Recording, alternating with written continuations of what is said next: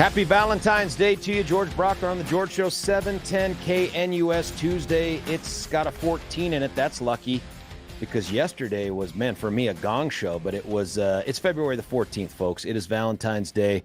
Here's the good news. You still have time on the clock. If I'm the first person that's told you today's Valentine's Day and you have that special someone in your life, one, what is going on with you? That is inexplicable. But two, you still have time to get it done right. We'll have some tips throughout the show. We've got some good folks here that want to make it easy on you to put a smile on the face of your special someone.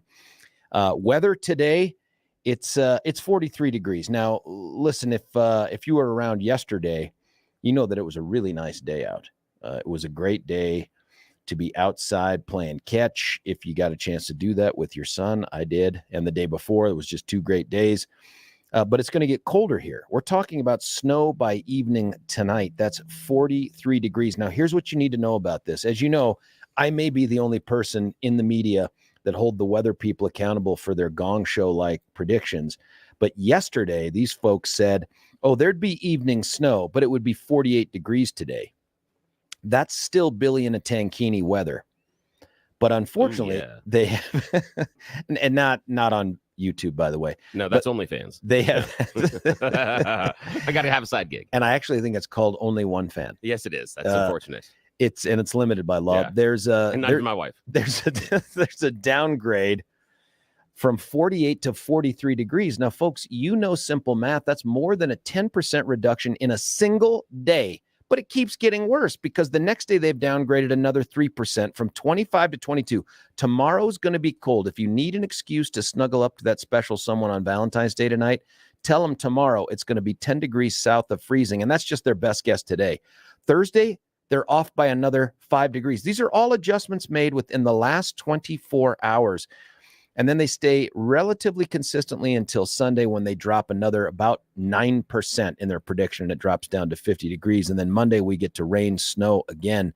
So folks, buckle up and button up because these are the things that are coming to hit us here over the next couple days. I'm not super excited to drive in tomorrow. I just wonder what it'll be. Billy, have you heard any prognostications about how many inches? I've just heard that rain and snow mix is possible this evening, and then not sure about how many. I haven't seen any snow totals being thrown around yet as of the morning. Which kids instantly are like, Dad, there's a potential for us. Anytime they see the word snow, they're like, there's a potential snow day. I'm like, don't worry about it. Don't worry about it. And I think Trey may be the only kid who feels this way. But yesterday Sunday he had prepared for 2 quizzes at school.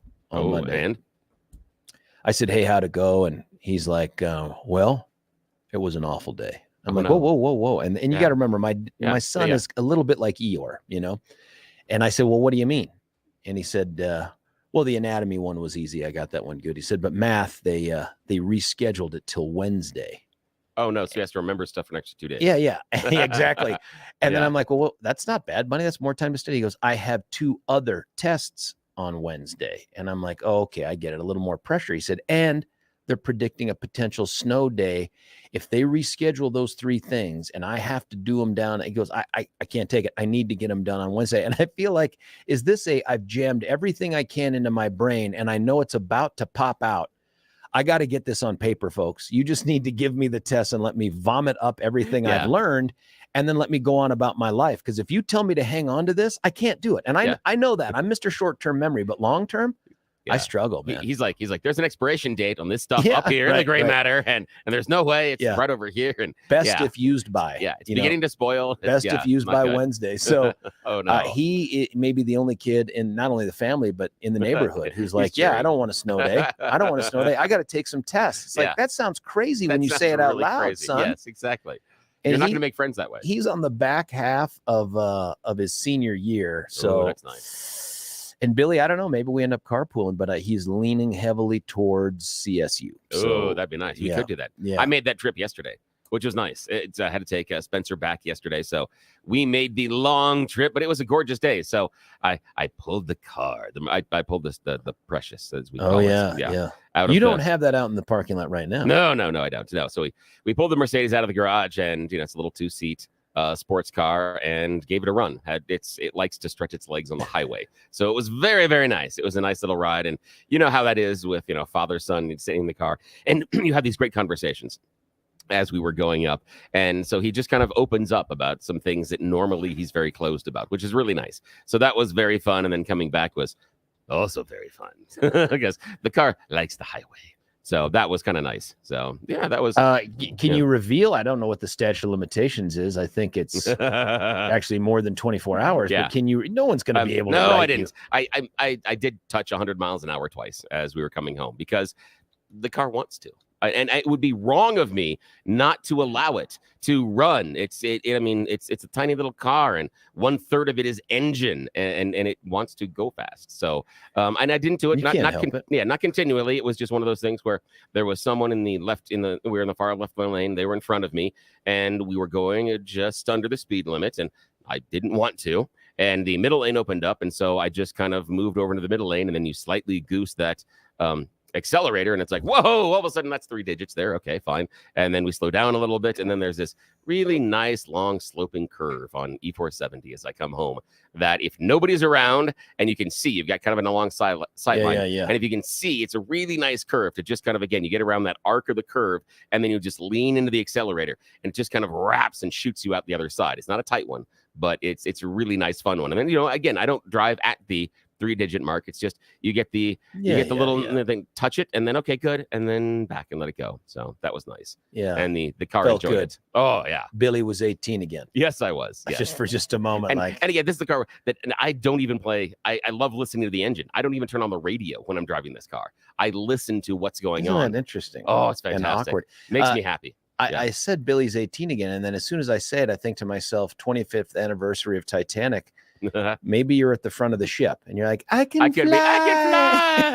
That's what I need. Is Kate Winslet, our own in-house Kate Winslet. Only if you will be holding me behind me, there'll be a moment between the two of us. Would be a hell of a picture, but I don't think we want to see that photoshopped. I don't think that's going to be a good one. And it would be easier to do today because you're lidless, and of course I've fallen way off because I just can't seem to get to them. Wherever they're hiding in the house, I have not been able to get to them. Here's something else. It's Valentine's Day. Billy, any big plans? No, ditto. I think it's over time. Of course, I made the Target run, and we got the obligatory boxes of sugar and stuff like that with all the different things. I've got those. My son told me. Yeah. And I don't know if this is Graham. I don't know if he's pulling my leg or not. But they have discontinued those little sugar hearts that say things like "Be mine" or "Be my Valentine" or whatever. Really? I said. No, I mean, those have been around since Moses. There's no chance. There's no Couldn't find any in Target. Really? And I'm like, is that real? Did you just say it and they don't have them here? I mean, because again, and why would they not have them? Because they come in wonderful varieties like stale toothpaste and chalk and leftover drywall. Sugar. They're wonderful. Hey, it's great. It's talcum powder. Exactly. Nom, nom, nom, nom, nom. I'll be yours. Exactly. Yeah. There's I just can't imagine they're gone. I can't either. They've been around for forever. If that's true, it's heartbreaking. But I couldn't find any. Instead, you find every other variation of candy. But they've got the Reese's people have it. The Kisses people have it. Do. Graham wants to get a little doll for his friend. Oh, nice. And it's this stuffed bear, and it has a ribbon tied around it that says Kisses. And I'm looking at him. I'm like, is this a suggestion? I'm like, son. He goes, well, it's the bear's name. I go, yeah. Is it? I'm like, I don't know, man. Request? 13, and he's just on the verge of. Go, come on. Oh yeah, that's difficult. Yeah, the puberty's hitting and stuff. And see, at our house, we're gonna do the cards and do chocolate and stuff. But the nice part is that my wife and I have been together for quite a while, and so slowly over time, I've been able to lower the bar. So it's kind of been a strategy. So she's forgotten that it's even a holiday. Yeah, exactly. So happy Tuesday, honey. I know. Billy still loves you. The fact that if I pick up my dirty underwear, it's a great day in the house. So I'm just saying this. Maybe been oversharing there. Maybe you could take her for a ride in the Mercedes. Exactly. Now listen. It's funny because we call the Mercedes. It has a nickname. We call it the Precious. And it's because of my wife making fun of me because I am. This is the ring from the Lord of the Rings. Exactly. That is why it's called that, because I'm a Lord of the Rings fan, but I'm a little weird, obviously, because it's a near classic car, and as far as how much it comes out of the garage and when it gets to drive. And so she makes fun of me a lot of times, and she's like, and she, at one time early on when we had it, she says, why can't we just try that? Why can't? And she gets mad for a second. And so I use the Gone voice. I'm like, she doesn't understand. She wants the precious. No, she cannot have the precious. She wants to take it from me. No. And so she just starts laughing. So from then on, the car's been called the precious. So, my good Lord. We are already getting texts on tube texts here on the YouTube already. Some referencing back to the tankini, and they're appalled at it. Some think, well, you guys are not going to like the first day of March. It's going to be very awkward, especially on the YouTube. It's actually going to be called YouTube Top. Exactly. And that is how we're going to pull this off. We have to get a special R rating for that morning. Yeah. Because, you got to free the nipple. I'm just saying. Oh, my good Lord. Sorry. We're going to recreate I'm gonna go sit in the corner for a sec. Super Bowl halftime past. I just don't want to be Janet Jackson. You're going to need to be Janet Jackson. Oh, I am all ready to be Janet. Yeah, that is awful. Yes. The show has just spiraled out of control. The good news is Brian and Kelly don't actually get up until somewhere around 7. So right now they are blissfully sleeping, thinking those guys are driving the ship. Yes. And they don't listen to the podcast. And everything's okay. God. They're going to wake up surrounded by icebergs and be like, how did you get us here? What happened? Yeah. So we started talking Titanic and then it went wrong. So here's how you get a hold of us and pay attention and participate. Maybe you can drop the pay attention part, just participate. We've got 3 or 4 different methods here. One is you can go and you can email us. That's arguably the hardest one for me because I just don't have the emails up on the screen. I get them on my phone, and so it takes me a little bit longer to respond to them. But the best ways to do it are, as some people have done already, the texts this morning. You can text us at the app 710KNUS, which I got another nice message on my own little Facebook thing saying, hey, we listen to you on the app. It's great. We love to hear it, all that other stuff. So, hope to be paroled soon, which is nice. No, I'm kidding. Not the parole part. So you can hit us on the text. You can also do that from the website at 710knus.com. But this latest, greatest thing we've been doing now for a couple months per Alexa is this YouTube channel. And you can go out on YouTube. You should go out there and you should. Oh, buddy, we've gotten a bunch more subscribers since yesterday. That makes me feel good. We're getting awfully close to Mark's magic number of 1,000. I don't know why. Because of the tankini. I just don't know why that's the magic number, but it is. And we're exceeding their expectations, which is also disappointing in a way because I feel like they've set the bar very low. But you go to YouTube and you search for the George Brockler Show or 710KNUS, and you get us and you see us right here streaming. There's a little bit of a delay in here for obvious reasons, but I can see us. And you can also, if you subscribe, and only if you subscribe, you can text us just like you can in the show. The benefit is you can see what other people are saying, and I can respond to all of you. I can tell you right now that our friend Corey has texted in, and we'll talk about this later in the show. Nikki Haley has announced on Twitter she's running for president. That's great news, he says. Dwayne Allen, Billy in a tankini. Some say horror, some say hi there. Oh, yeah. I mean, I'm telling you. Hold on. Then he follows up with, those are mostly Navy. Now, I don't know where he's going with that. I appreciate that. But I'm sure there's some Navy guys out there who object.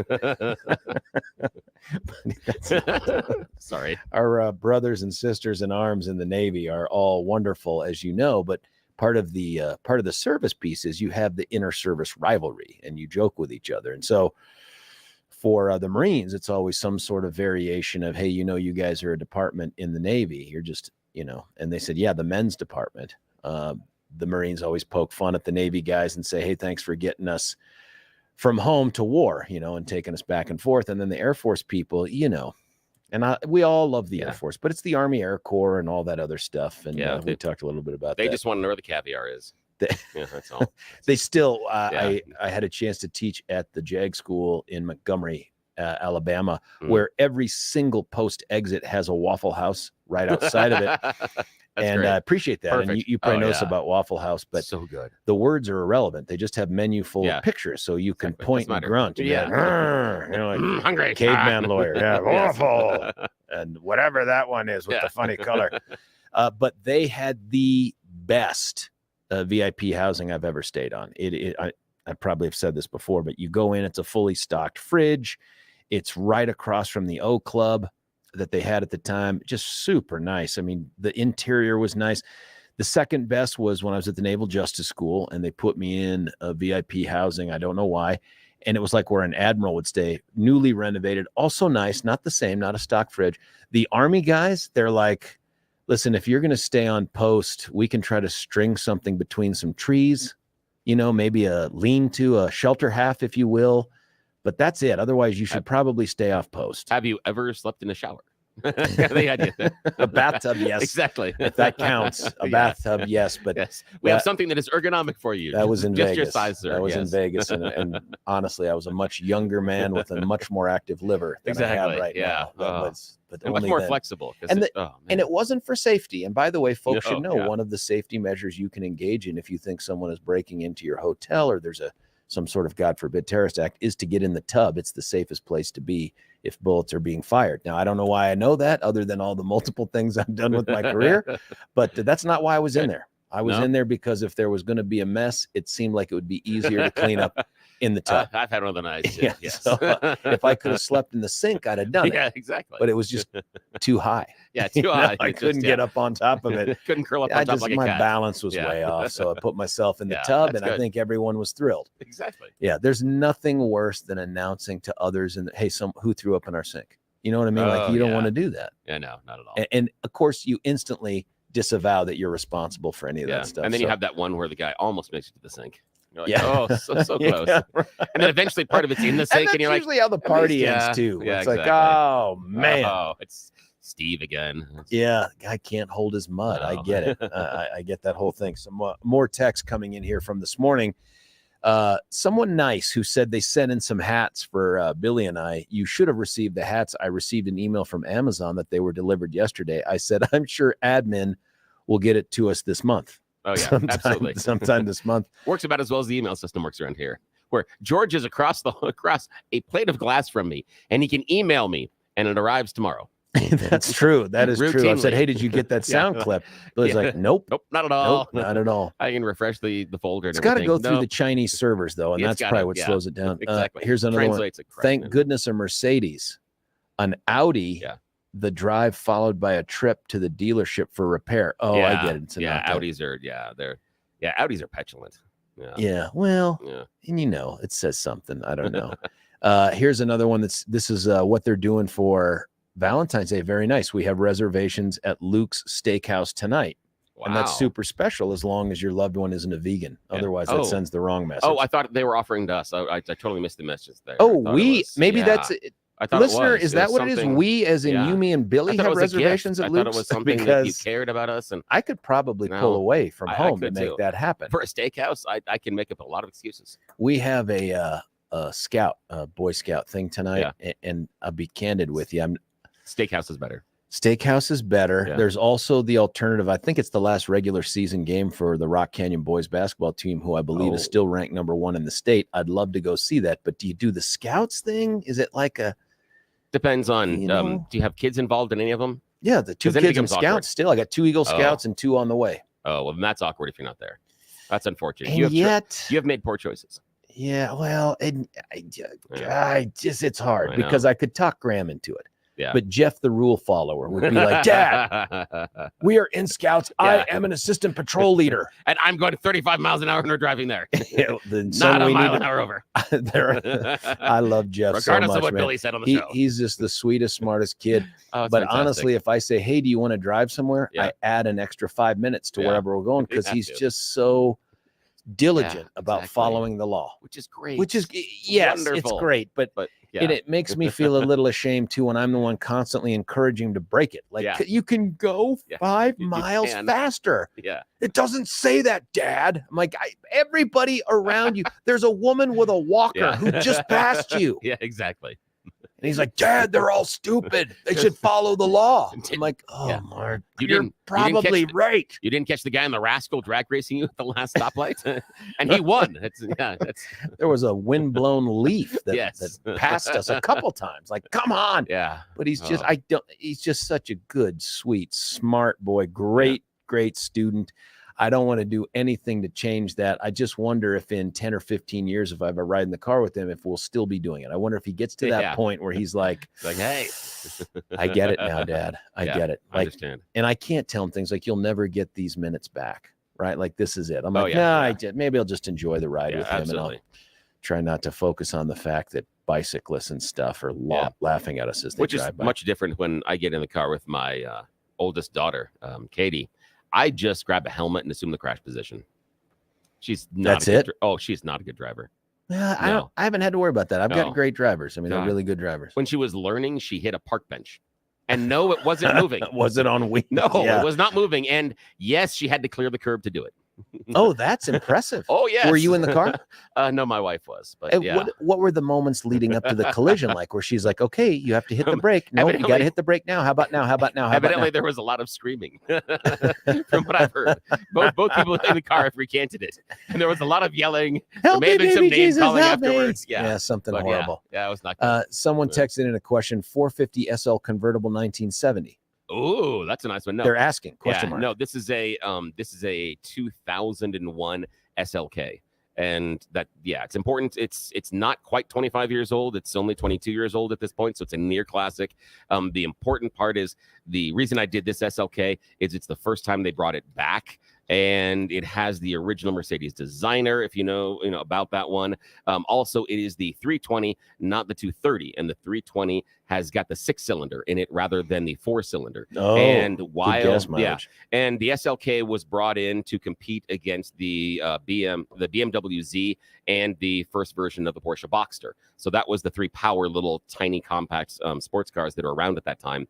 And this one is the only one of the 3 that has a convertible that's also a hard top that retracts into the trunk.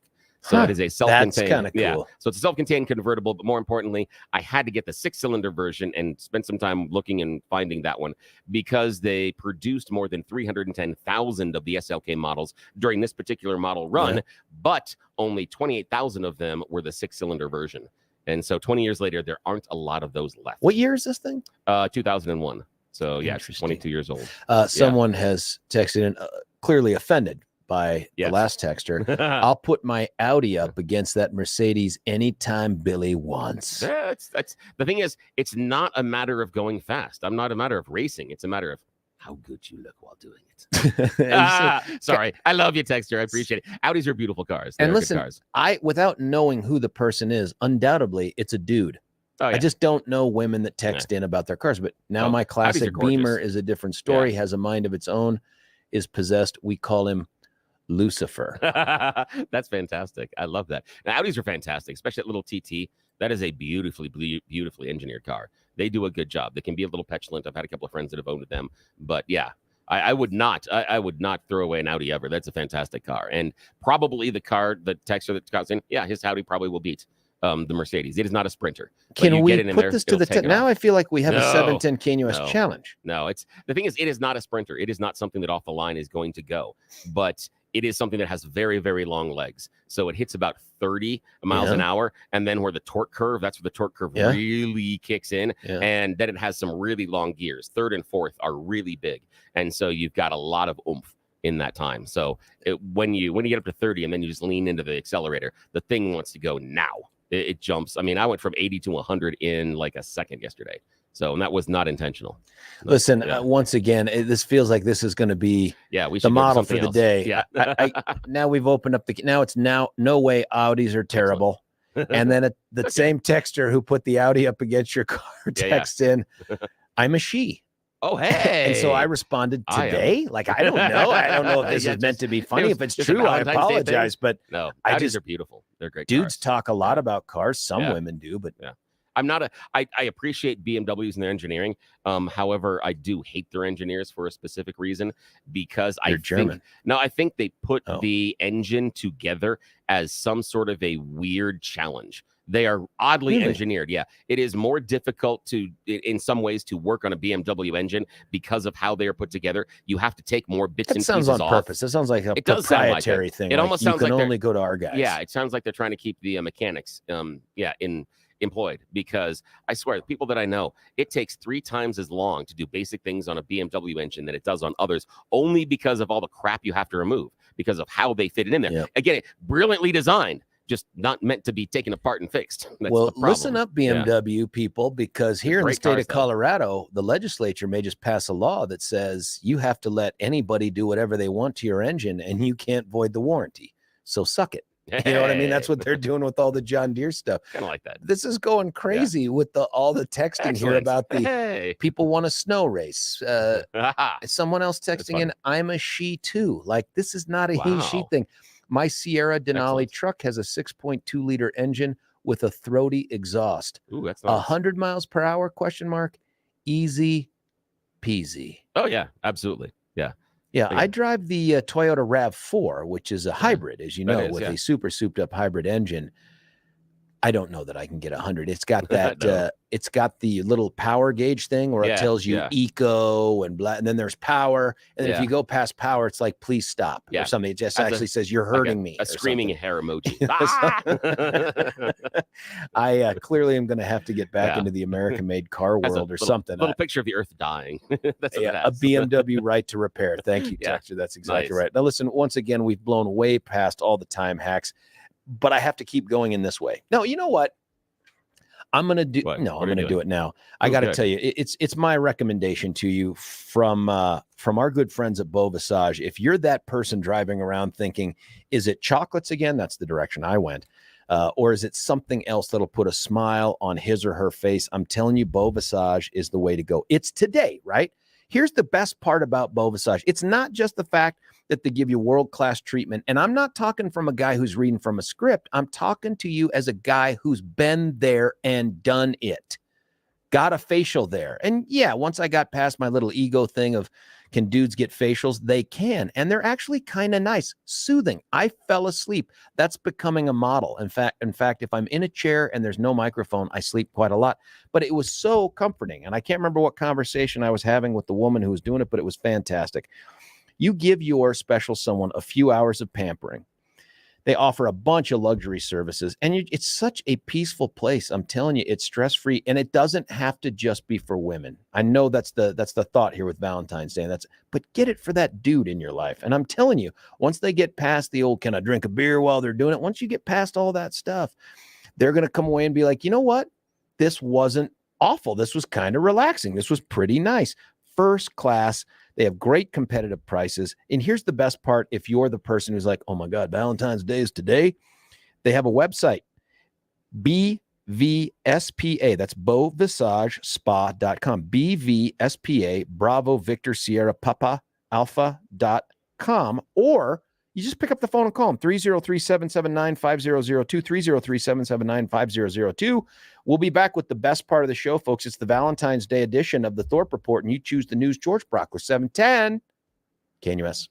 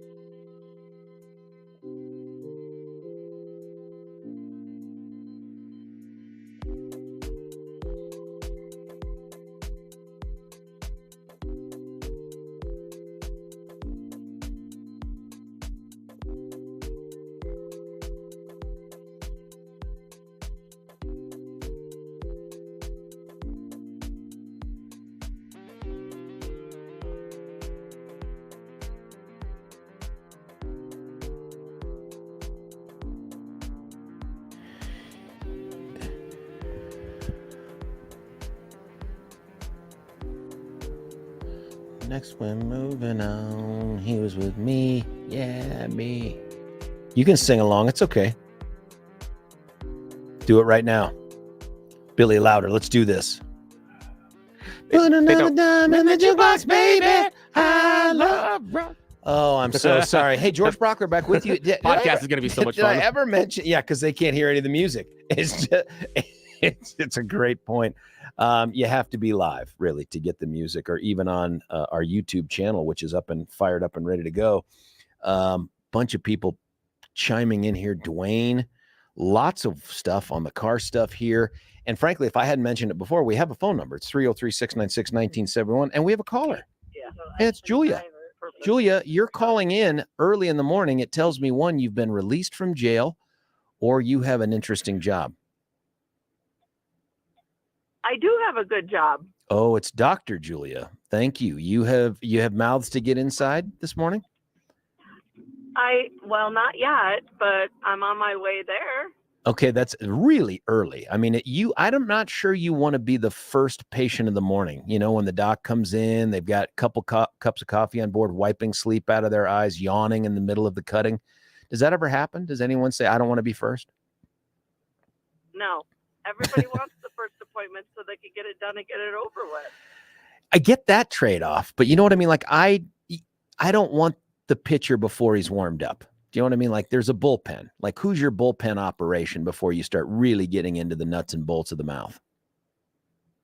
We have a team meeting in the morning. Oh, that's it. There it through everything. There it is. A team meeting. You called in because you wanted to talk Valentine's Day and cars, two great topics to get us kicked off. What are your thoughts? So yesterday I'm in the card aisle after I get done from work. Covered in blood. Then picking up kids. And I'm in the card aisle at the store, and there's 7 dudes in the card aisle. And the one guy turns to me and says, "What are you doing here?" He goes, "You should have had this card like all the other women like days ago. This is a guy thing." And he looks in the aisle, and all the guys are staring at me like I'm violating some You're out of rule. place. Like the bromance is over because there's a she in the card aisle, and I was laughing so hard, and all these guys were laughing at me like, "Hurry up, get your card and get out of here." They've made a huge mistake. First off, they're right, but they've made a huge mistake in not looking at you as a subject matter expert. Like, they should be showing you things going, if you got this, how would it make you feel? Like, is this offensive? You know what I mean? And there are so many cards you can get that are wrong on Valentine's Day. And for those who say it's the gesture that matters, you are lying to yourself. It's not just the gesture. The gesture matters more and better if it's the right gesture. So you could have been someone that helped them, but instead they shunned you. Well, and then I said to them, "You guys are all standing here looking and reading these cards." And I said, "And which one of you is going to write more than just your name at the bottom?" And when I said that, they were all like, "Yeah, that's me." That's nuts. Were these guys all married, or did they want to be married? I didn't ask them because, I'm not trying to ask dudes in the as soon as I think about it. Hey, are you married? That's not the thing you ask somebody at the card aisle on the day before Valentine's Day. Are you married? You can ask. So what are you doing tomorrow night? Got any plans? Hey, if this card doesn't work out well for your wife, Yeah. Don't pick this one. Pick this one. It says, "You've lost weight." You also had a comment about cars. Right. I mean, a lot of us women, we get shunned or made fun of by our male family members because of how we drive. And it's just because we hit curb a lot that, like, my kids, when I'm turning into something, they'll be like, "Curb." As soon as I bump the curb, it's like a big thing. Wait a minute. This is something that's now ingrained in their youth. They were brought up to yell out "curb" so mom doesn't hit it. No, they yell "curb" after I hit it. It's usually in park when you're trying to park, and because I scraped my rim one time, and so now it's a thing. And the ones that didn't even have driver's license yet, they would always be like, "Curb." Isn't there any chance you could fair. just hand them your bag of liquor and then put both hands on the wheel? I mean, wouldn't that save them from having to scream out curb? You know what? Get a straw. I think you're missing the point. I don't have a container of liquor in my hand. Thank goodness. All the people that are listening right now that may be driving to their oral surgery appointment and they're like, my doctor's name is Julia, are all just super happy now to hear you say that. That's so fantastic. One other shout out. I had a couple. Go ahead. I had a couple patients after the time I was on New Year's Day. They're like, hey, was that you on the radio with Rottler? And I was like, yeah, I was the funnier part of the group on the radio that day. Yeah, I think people are going to have to listen to the podcast to say for sure. But a big shout out to your boy. He is going to be in the state championship wrestling tournament starting Thursday. That's fantastic. I know my kid's in the state wrestling tournament. I'm so proud of him. That's really and then he draws the number 1 seed. And he was like, "Are you kidding me? Yeah, get it out of the way early." What's his weight? 175. Oh my God, those dudes are big. 175 are big guys.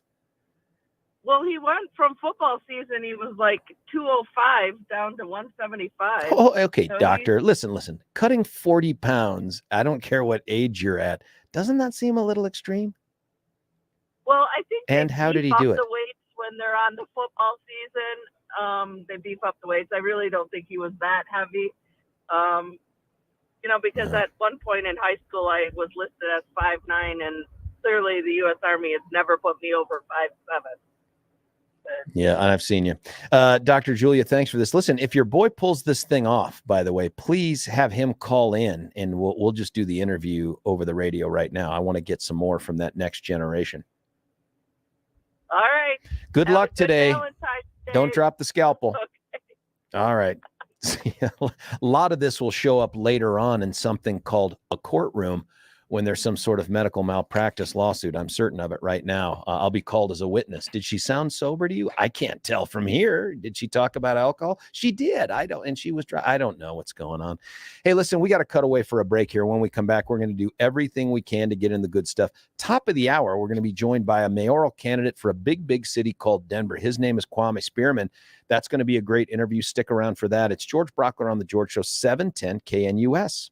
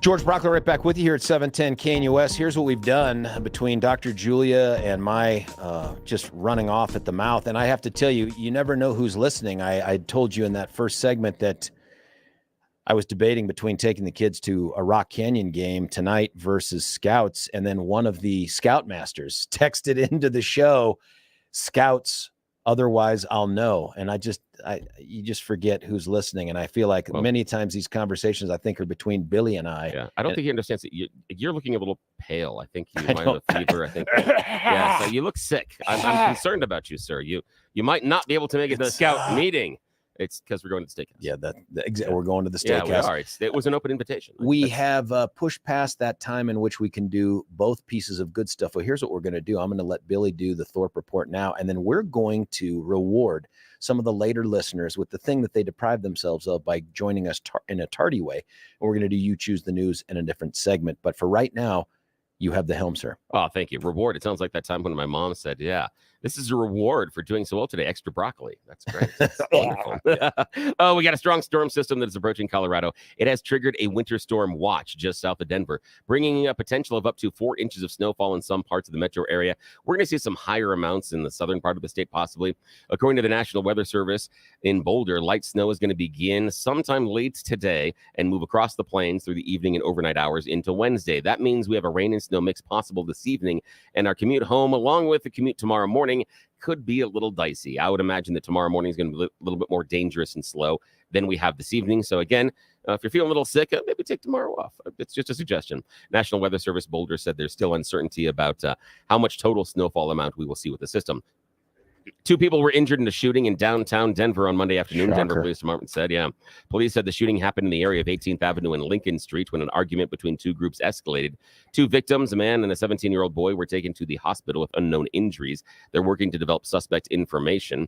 They believe there was more than one weapon involved in the shooting. And shockingly enough, it was not connected to another incident just a wee bit away at Denver East High School. A student was taken to the hospital with very poor prognosis after he was shot near the school Monday afternoon. Dispatchers received a call of shots fired in the area of 17th and Espelande around 2:30 p.m. And they said that basically they found a 16-year-old boy suffering from a gunshot wound inside of a car, and he is taken to the hospital and has very poor prognosis. The suspect car was stolen. It was a white Kia Sportage spotted by officers in northeast Denver. There was a brief pursuit, and 2 suspects were taken into custody.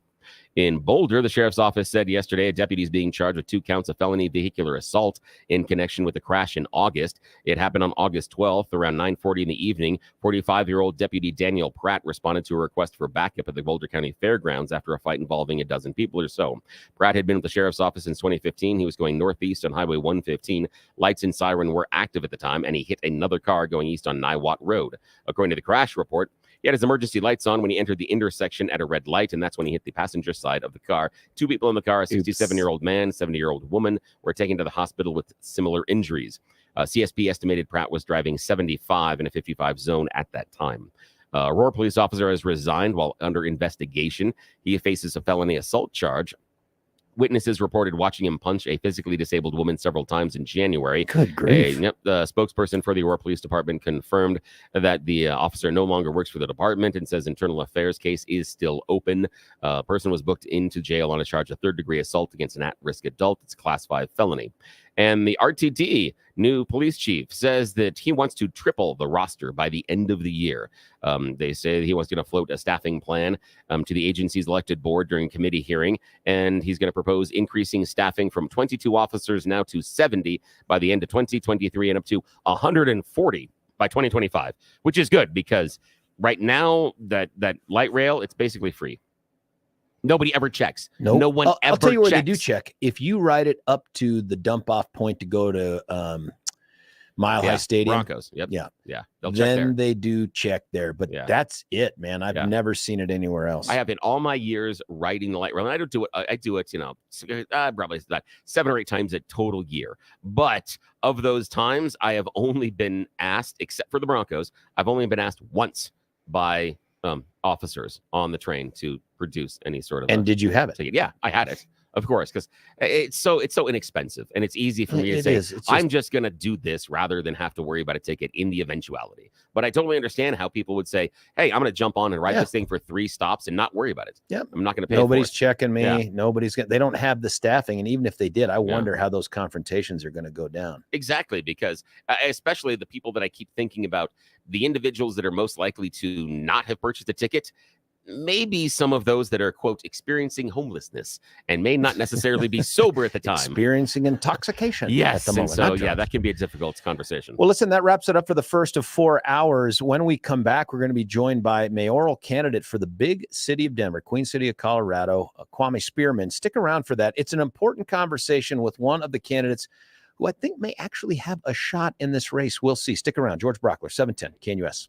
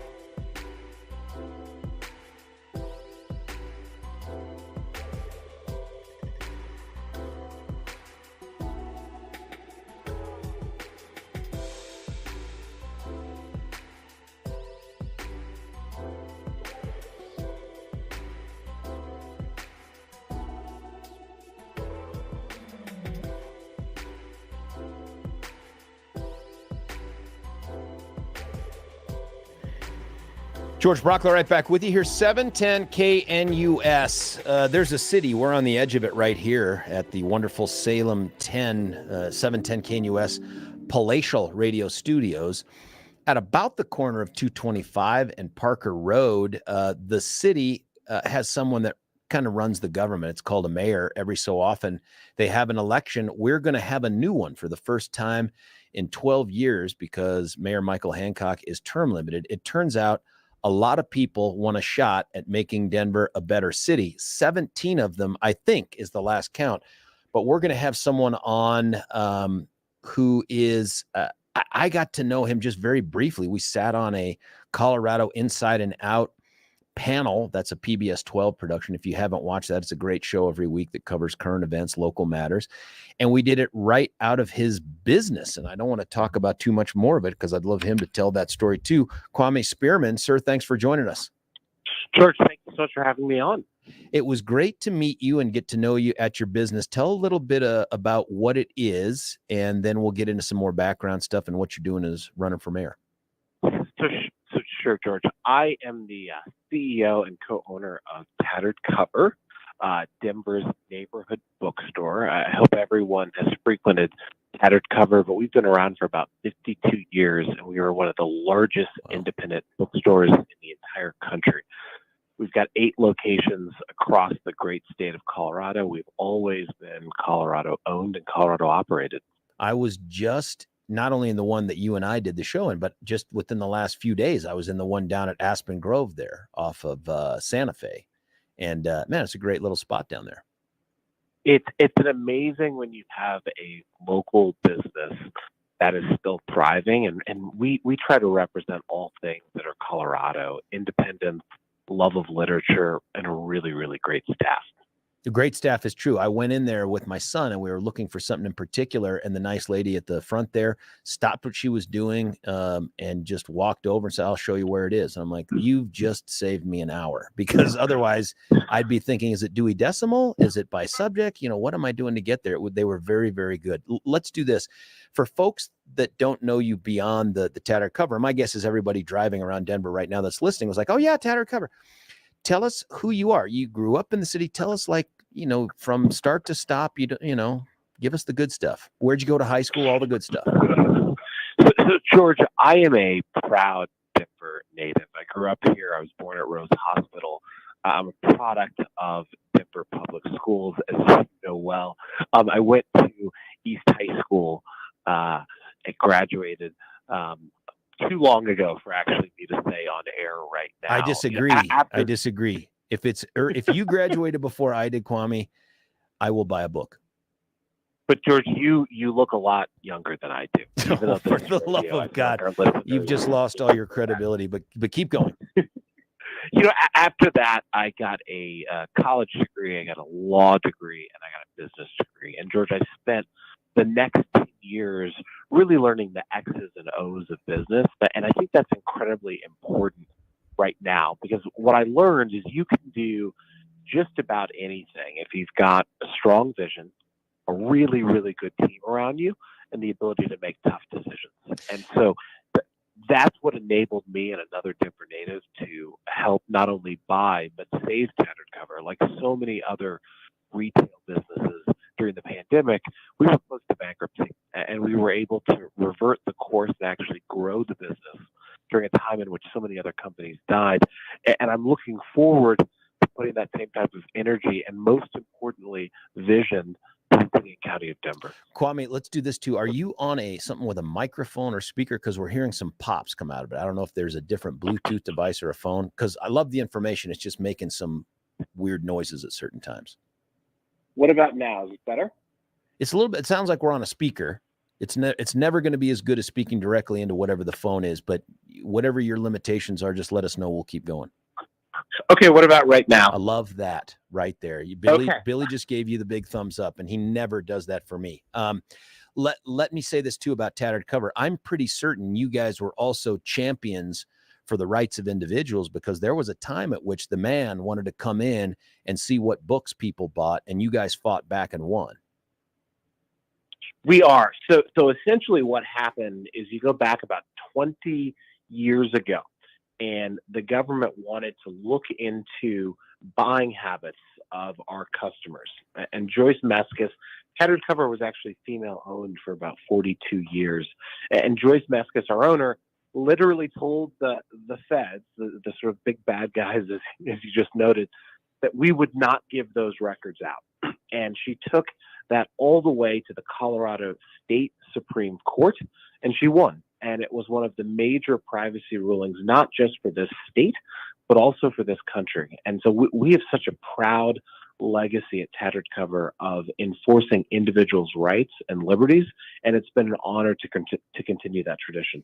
And I'm not plugging the business, but I'll say this: not only is your selection undeniable, but if you don't have something, one, I'd be shocked, but two, you will get it. I mean, that's just, and it's been that way since before there was ever an Amazon. It has always been that way at Tattered Cover. So I appreciate that. But George, let's sort of kick it to the mayor's race, because what I can tell you right now is that businesses like Tattered Cover, great businesses like Tattered Cover, and employees who work for businesses like Tattered Cover, they're not going to be able to call Denver home much longer.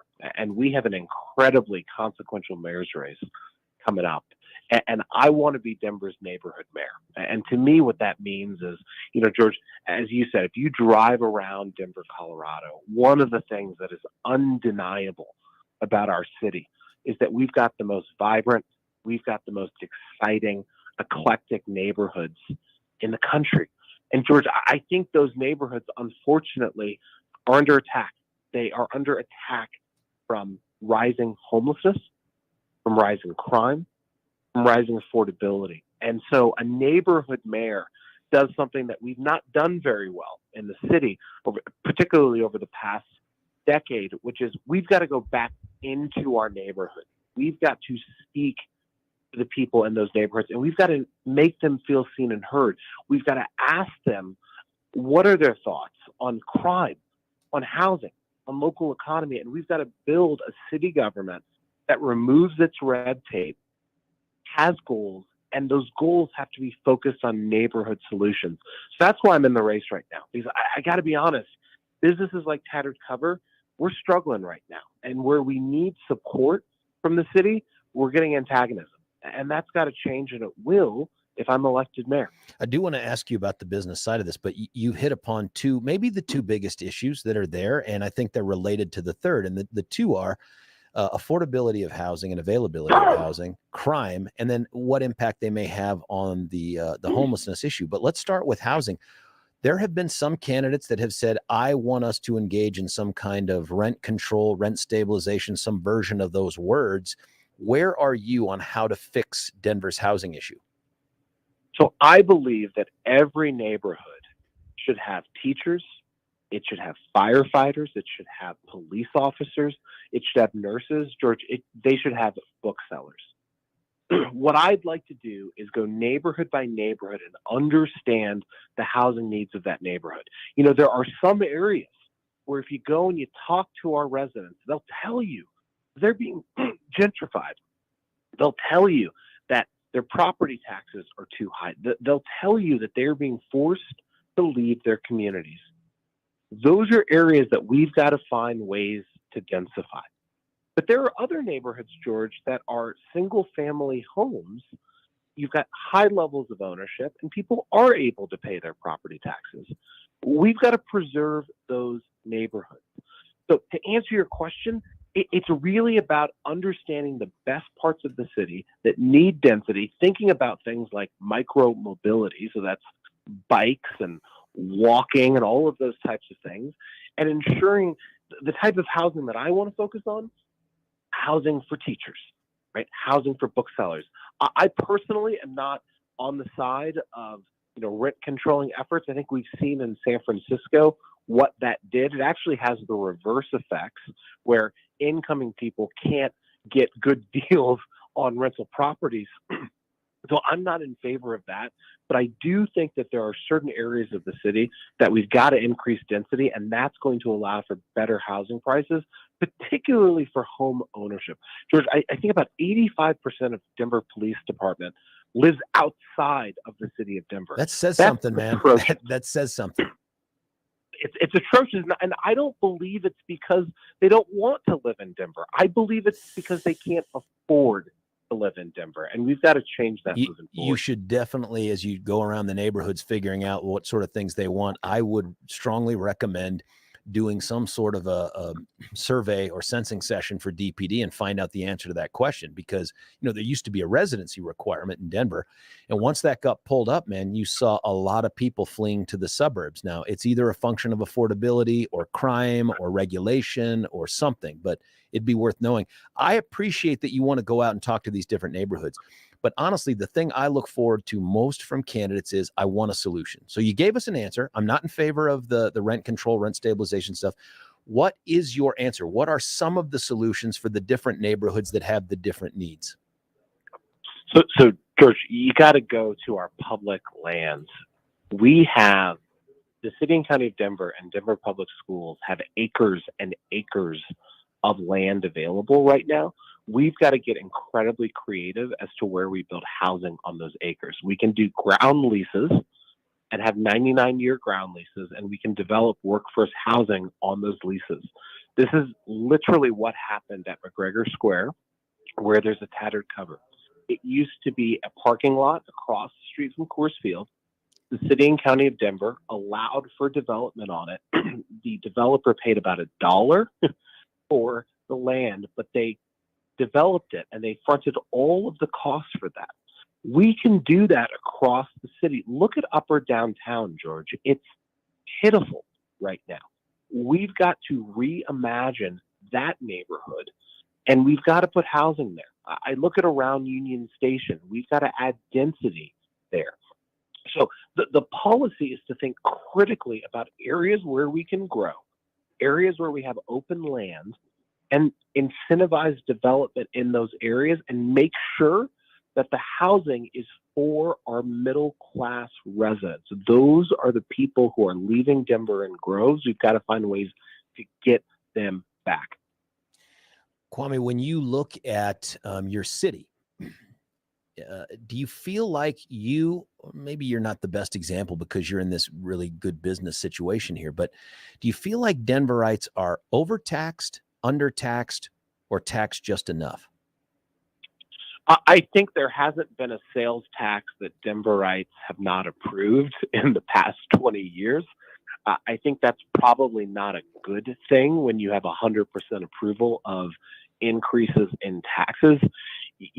George, as a business person, what I can tell you is we have to better understand what money we're spending right now. We're spending about $260 million every year on homelessness, and it's getting worse, not better. So what we need more than anything is someone who can go into the mayor's office, who understands where the dollars are going and can look and see the return on what those dollars are getting. What I believe, George, is at that point, we'll start saying to ourselves, we probably don't need any more taxes. One of the things that I can tell you as a small business owner is every single time we make the experience of going to the Tattered Cover or businesses like it more expensive, more people go to things like Amazon.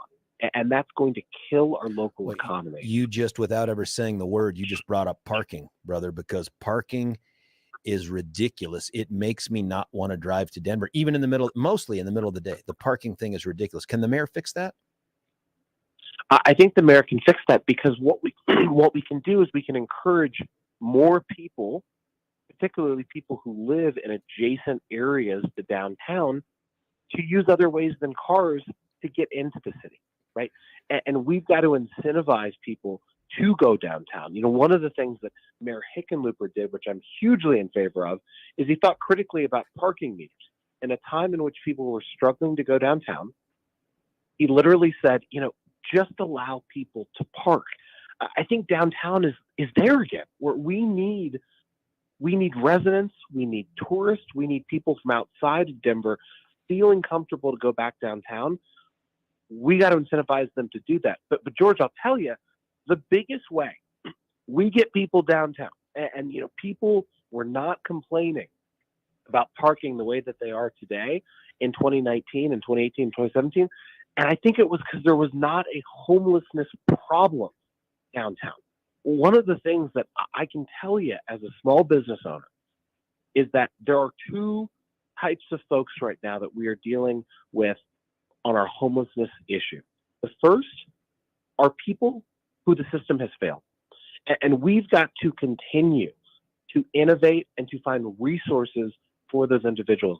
I'm on a board, it's called Urban Peak.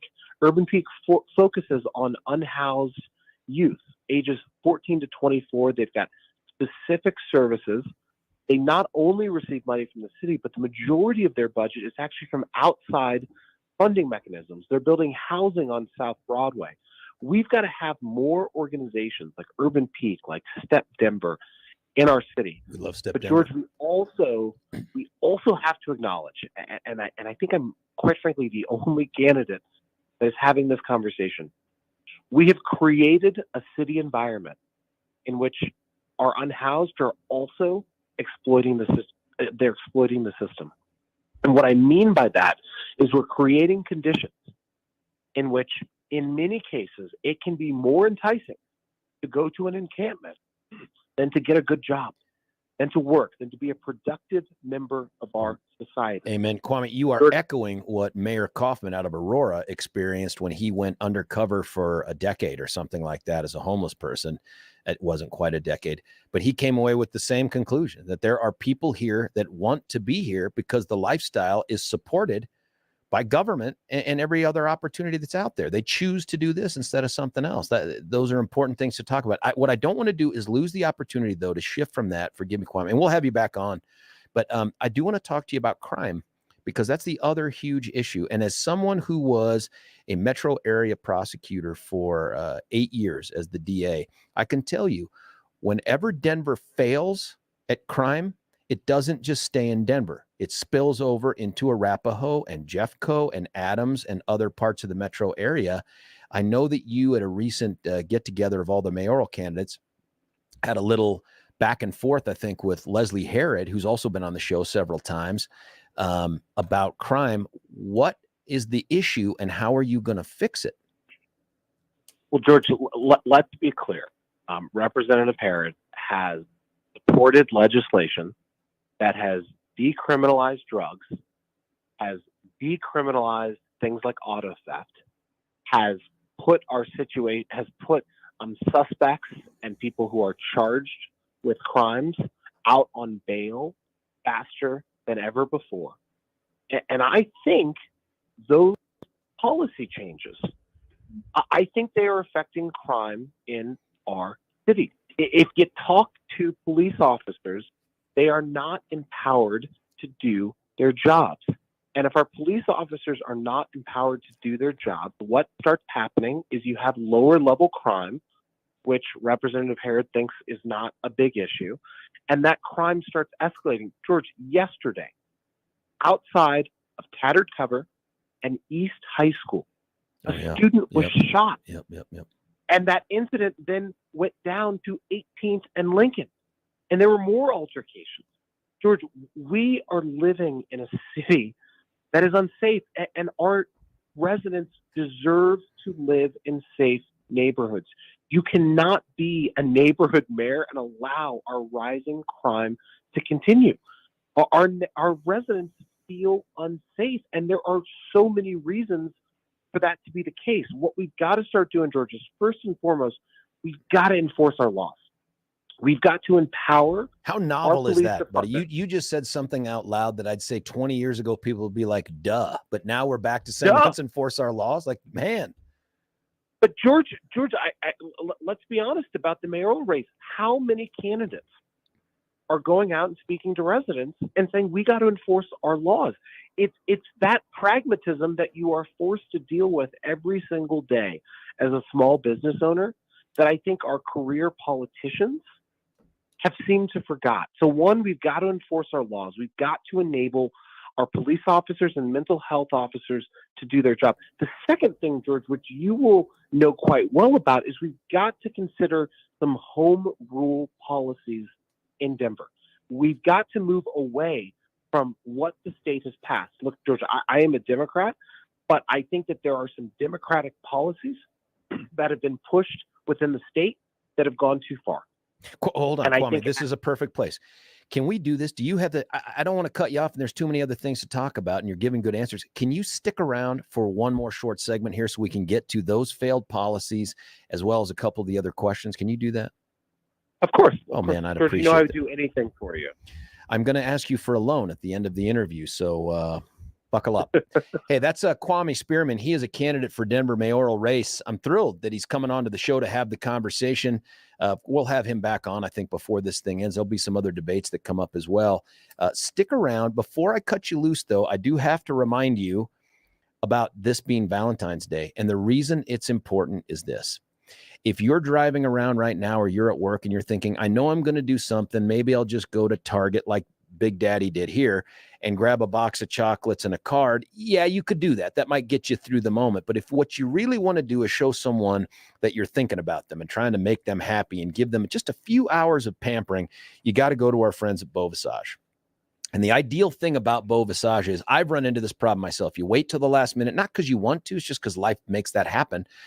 You want to find something online so you don't have to physically drive to Beau Visage. That's how convenient they make it. That's how forward thinking they are. So yes, you can get the facials and all the other luxury stuff that they do to pamper that special someone. And it's not just for women, guys. I've done this. I've gone to the Beau Visage and had the facial done. It didn't take off the 10 years I was hoping, but it took off several months, and that was super helpful. But it was also very, very relaxing. I fell asleep. So you want to give that special lady in your life some special experience, or even that special fella in your life. Check out BV, that's Beau Visage Spa.com, BVSPA, Bravo Victor Sierra Papa Alpha.com, or you give them a call at 303-779-5002, 303-779-5002, Beau Visage. I got to tell you, man, having gone through that, I can't imagine anyone getting this, going through the process and coming out saying it wasn't awesome. I mean, they're not just going to come out and be like, nah, they're going to be like, this was actually pretty good. Check them out, Beau Visage. When we come back, more from Kwame Spearman, candidate for mayor. It's George Brockler on The George Show, 710 KNUS.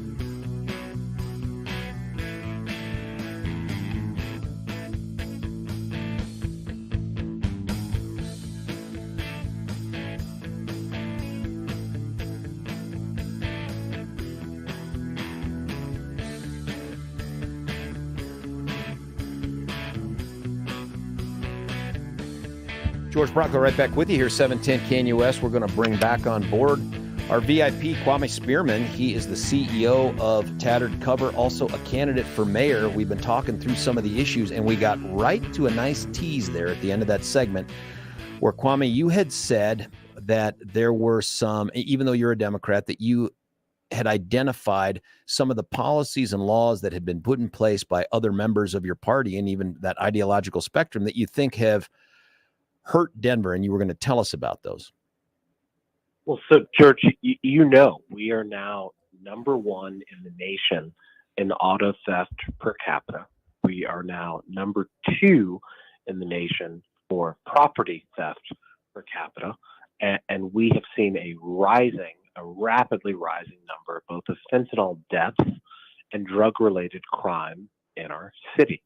If you go back and you can look at the legislative sessions in 2019, 2020, and 2021, we have decriminalized possession of fentanyl. In fact, until last year, we totally decriminalized possession of fentanyl from a felony to a misdemeanor. I actually was on a group of Colorado concerned citizens, mostly based in downtown Denver, that had to fight with members of our progressive side of the Democratic Party, including Representative Herod, to get that up to possession of 1 gram as a felony charge.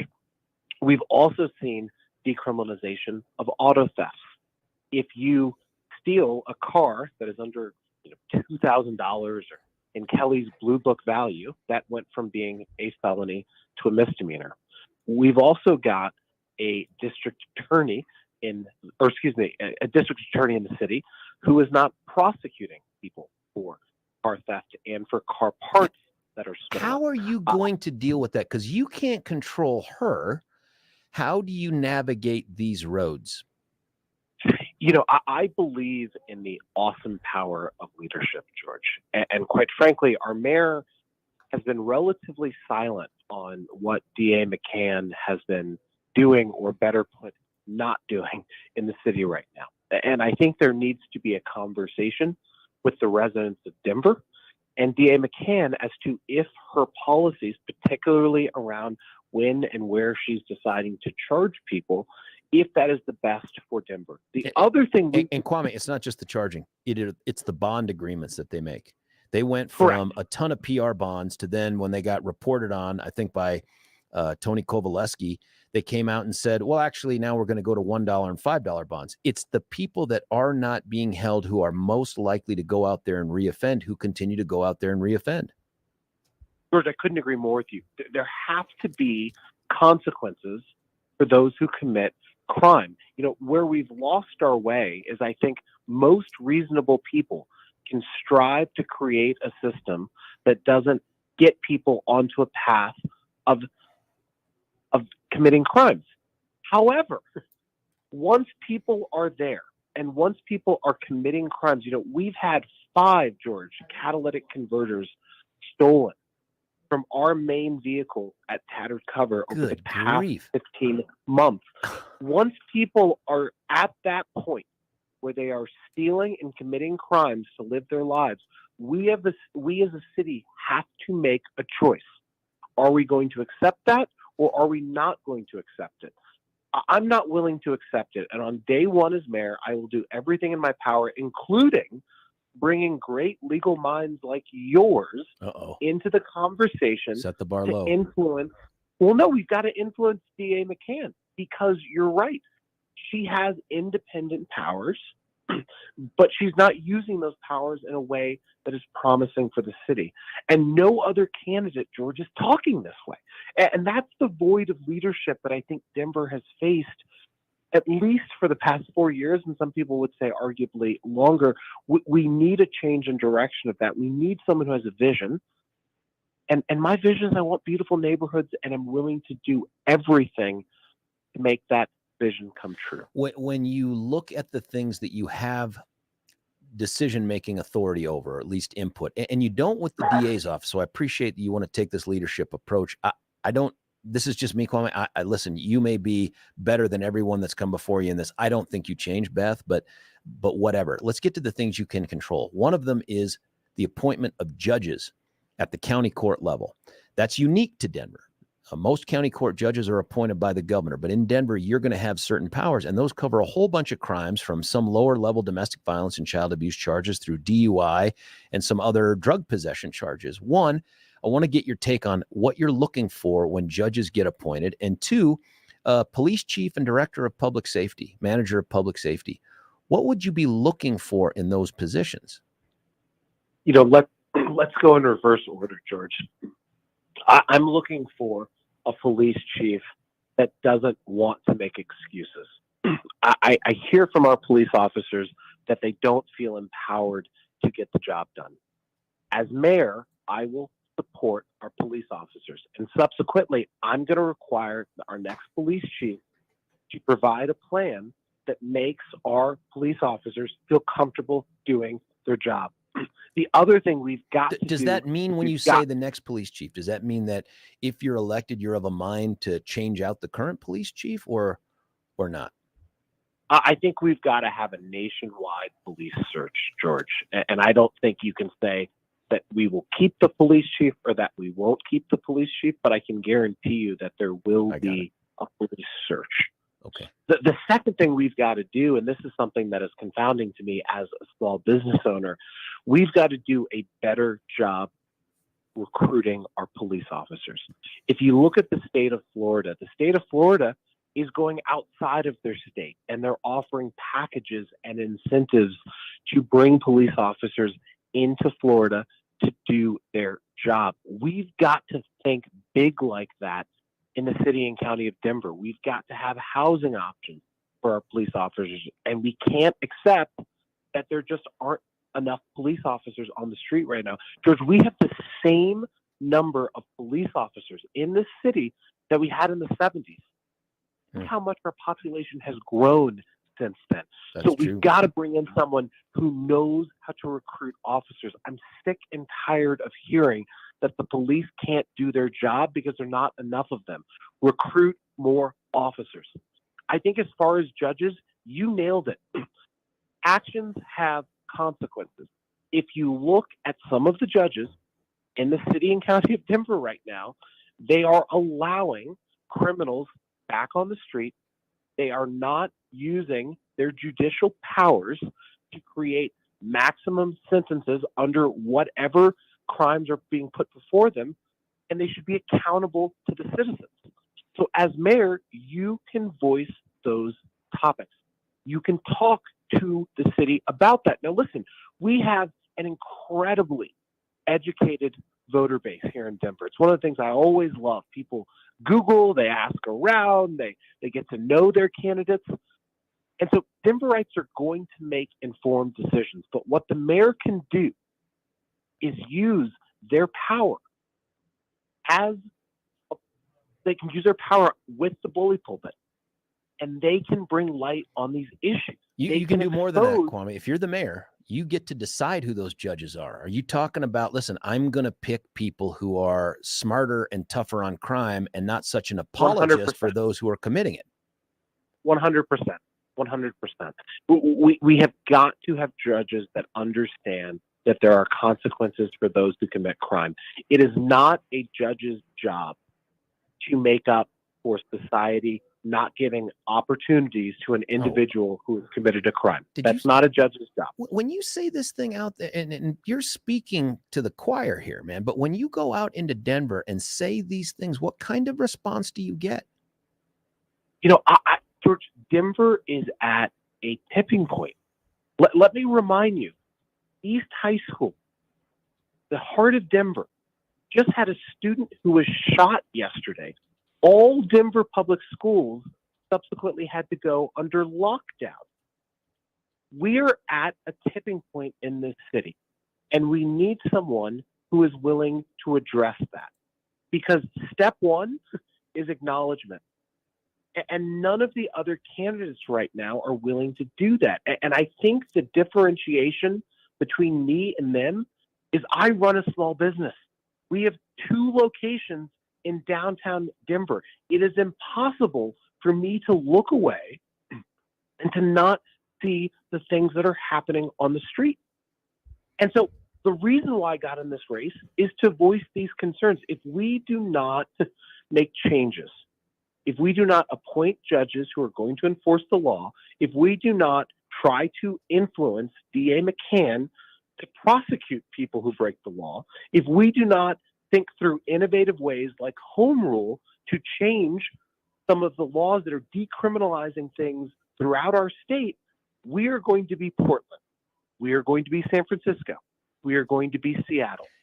I don't want that, George. Any thoughts on the impact of the highly touted SB, I think it was 271, from a few years ago, post George Floyd and Elijah McClain, that in large part took away qualified immunity at the state level, not the federal level, and did a bunch of other things that really, if you look at the timing of it, started the exodus of veteran cops from the forces all around the state, and also from folks, I think the recruiting numbers starting to drop. What are your thoughts on that? To me, George, it's all about accountability. I think that we ask police officers to risk their lives for our safety. And so things like qualified immunity, bringing that back, need to be on the table as we think about recruiting people into the force. It is not necessarily a desirable job to be a police officer right now, and we need people to police our streets. So in the same way that I would try to offer incentives to get public school teachers in Denver, I think similarly about our police force on that. Let's go back to the Elijah McClain incident, though.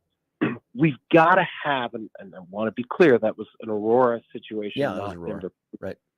But let's be clear, we've got to also have accountability for our police officers. What the public, at least in 2020, felt is that there wasn't that accountability for our police officers. So for me, it's possible to have qualified immunity. It's possible to create incentives to recruit police officers, but you do have to keep them accountable. Just like any other professional, they've got to know that there are limits to what they can do. But that's leadership, George. And to be clear, we're on the downward trend. One thing my mom always says, when you call 911, you want the police to show up and do their job. And they're not right now. So all options need to be on the table within the city and county of Denver to get our good men and women back in the police force. Now, listen, I'm going to recap some of these things. And if I misstate them, you just got to clear this up, because there are people that are texting in both on the YouTube on our channel and here into the station directly. And they're like, listen, I like what this guy is saying. Are we sure he's a Democrat? And so let me just recount some of the stuff here. Is that you've said, I think that in part, homelessness, there are a certain portion of the homeless population that are there because we have just set up a system where we've made it easy to do that versus do anything else, like go get a job and think about those other things.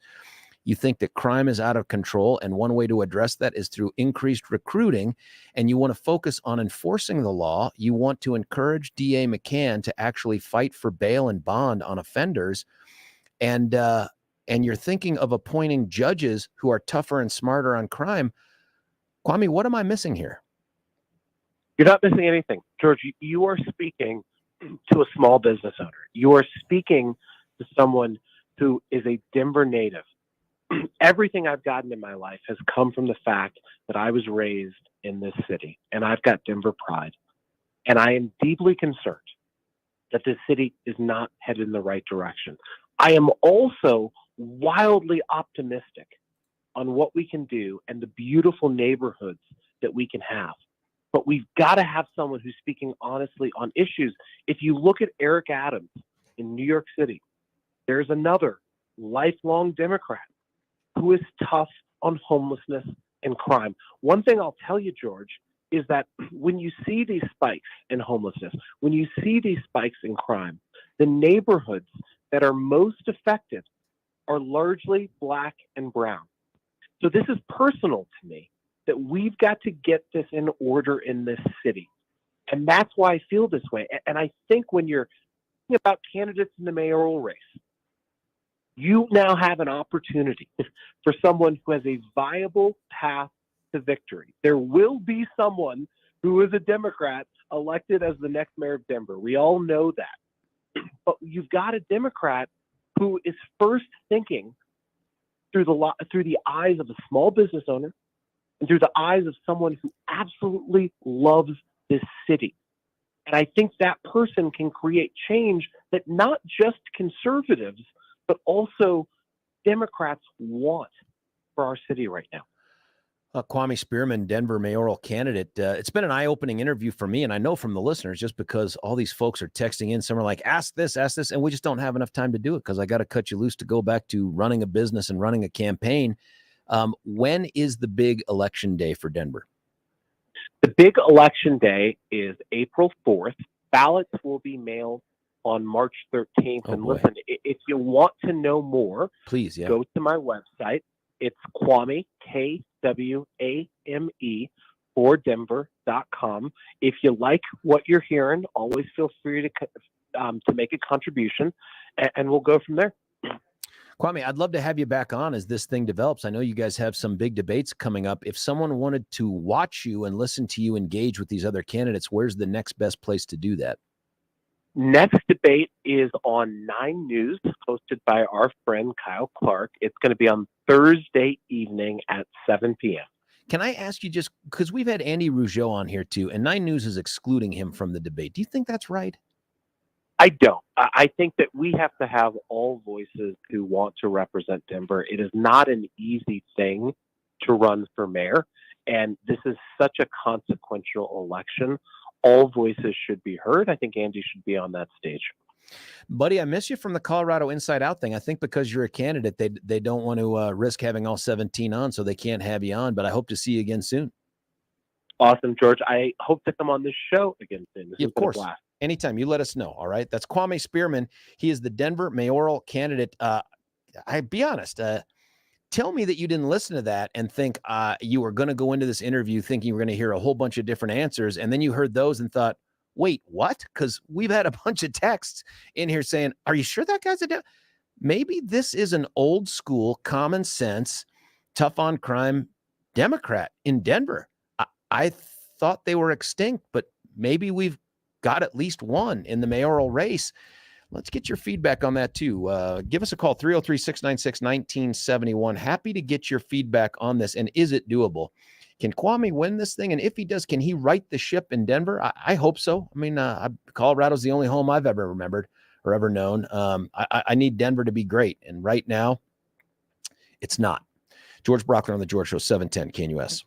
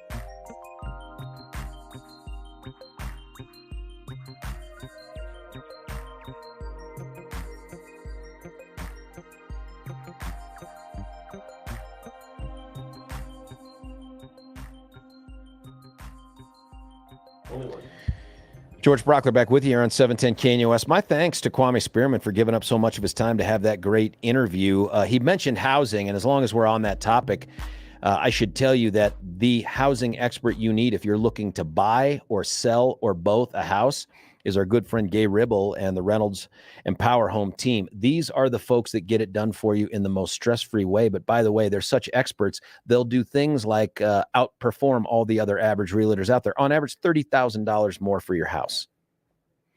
Most houses take about 43 days to sell. They'll do it faster. They also provide you things that are just free because they care about you getting a great deal. So you go to empowerhomefreeworkshops.com, empowerhomefreeworkshops.com, and you can get learned up and super smart on that. But the best thing to do is to ask them about special individualized programs like Sold in 5, where you can get 6.1% more for your home than on average. You got to give them a call right here, 833-301-SOLD, 833-301-SOLD. Or check it out at gayhasthebuyers.com, because she does. Gay, G-A-Y-E, hasthebuyers.com. Listen, when we come back, I want to continue this conversation. We've had a bunch of texts here about this. What did you hear there from Kwame? Can this guy win? Can we have a common sense, pro-public safety, pro-law enforcement Democrat win in Denver? Is that possible? 303-696-1971. You give us a call. We'll take it. George Brockler, 710 KNUS.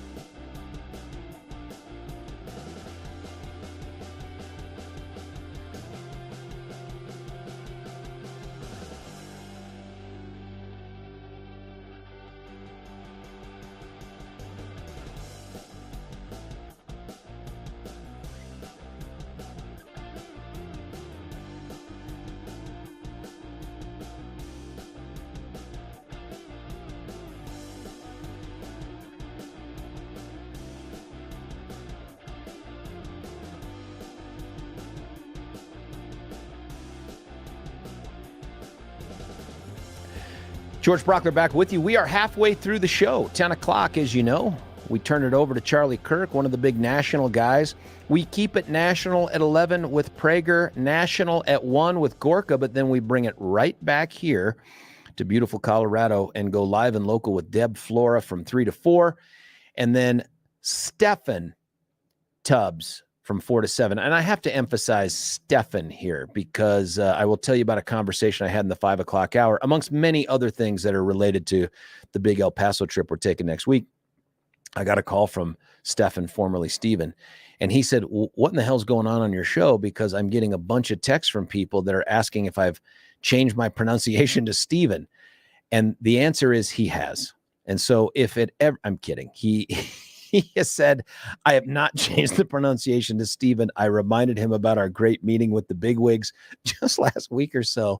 But I love that it's taken off. And I love that you folks continue to pepper him with questions about the pronunciation of his name. So for those of you who listen in the morning and in the afternoon, and I hope that's everybody, please do us a solid here and send a whole bunch of texts this afternoon that begin with Steven, great show, or Steven, it's hard to pay attention, or whatever it is.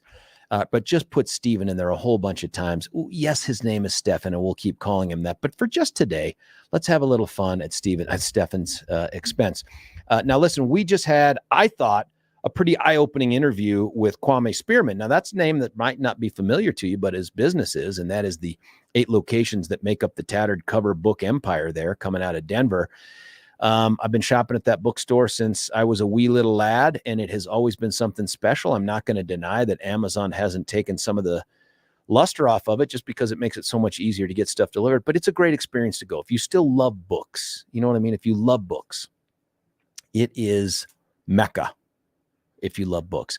And he's the CEO of it right there in the heart of Denver. So he's seeing there, he's living, he went to East High School, I think is what he told us, grew up in Denver. But what surprised me the most was that a guy who describes himself as a Democrat comes out and says the following. If you missed the interview, go back and listen to the 7 o'clock podcast. He's the first 2 segments of it. But these are some of the answers that he gave.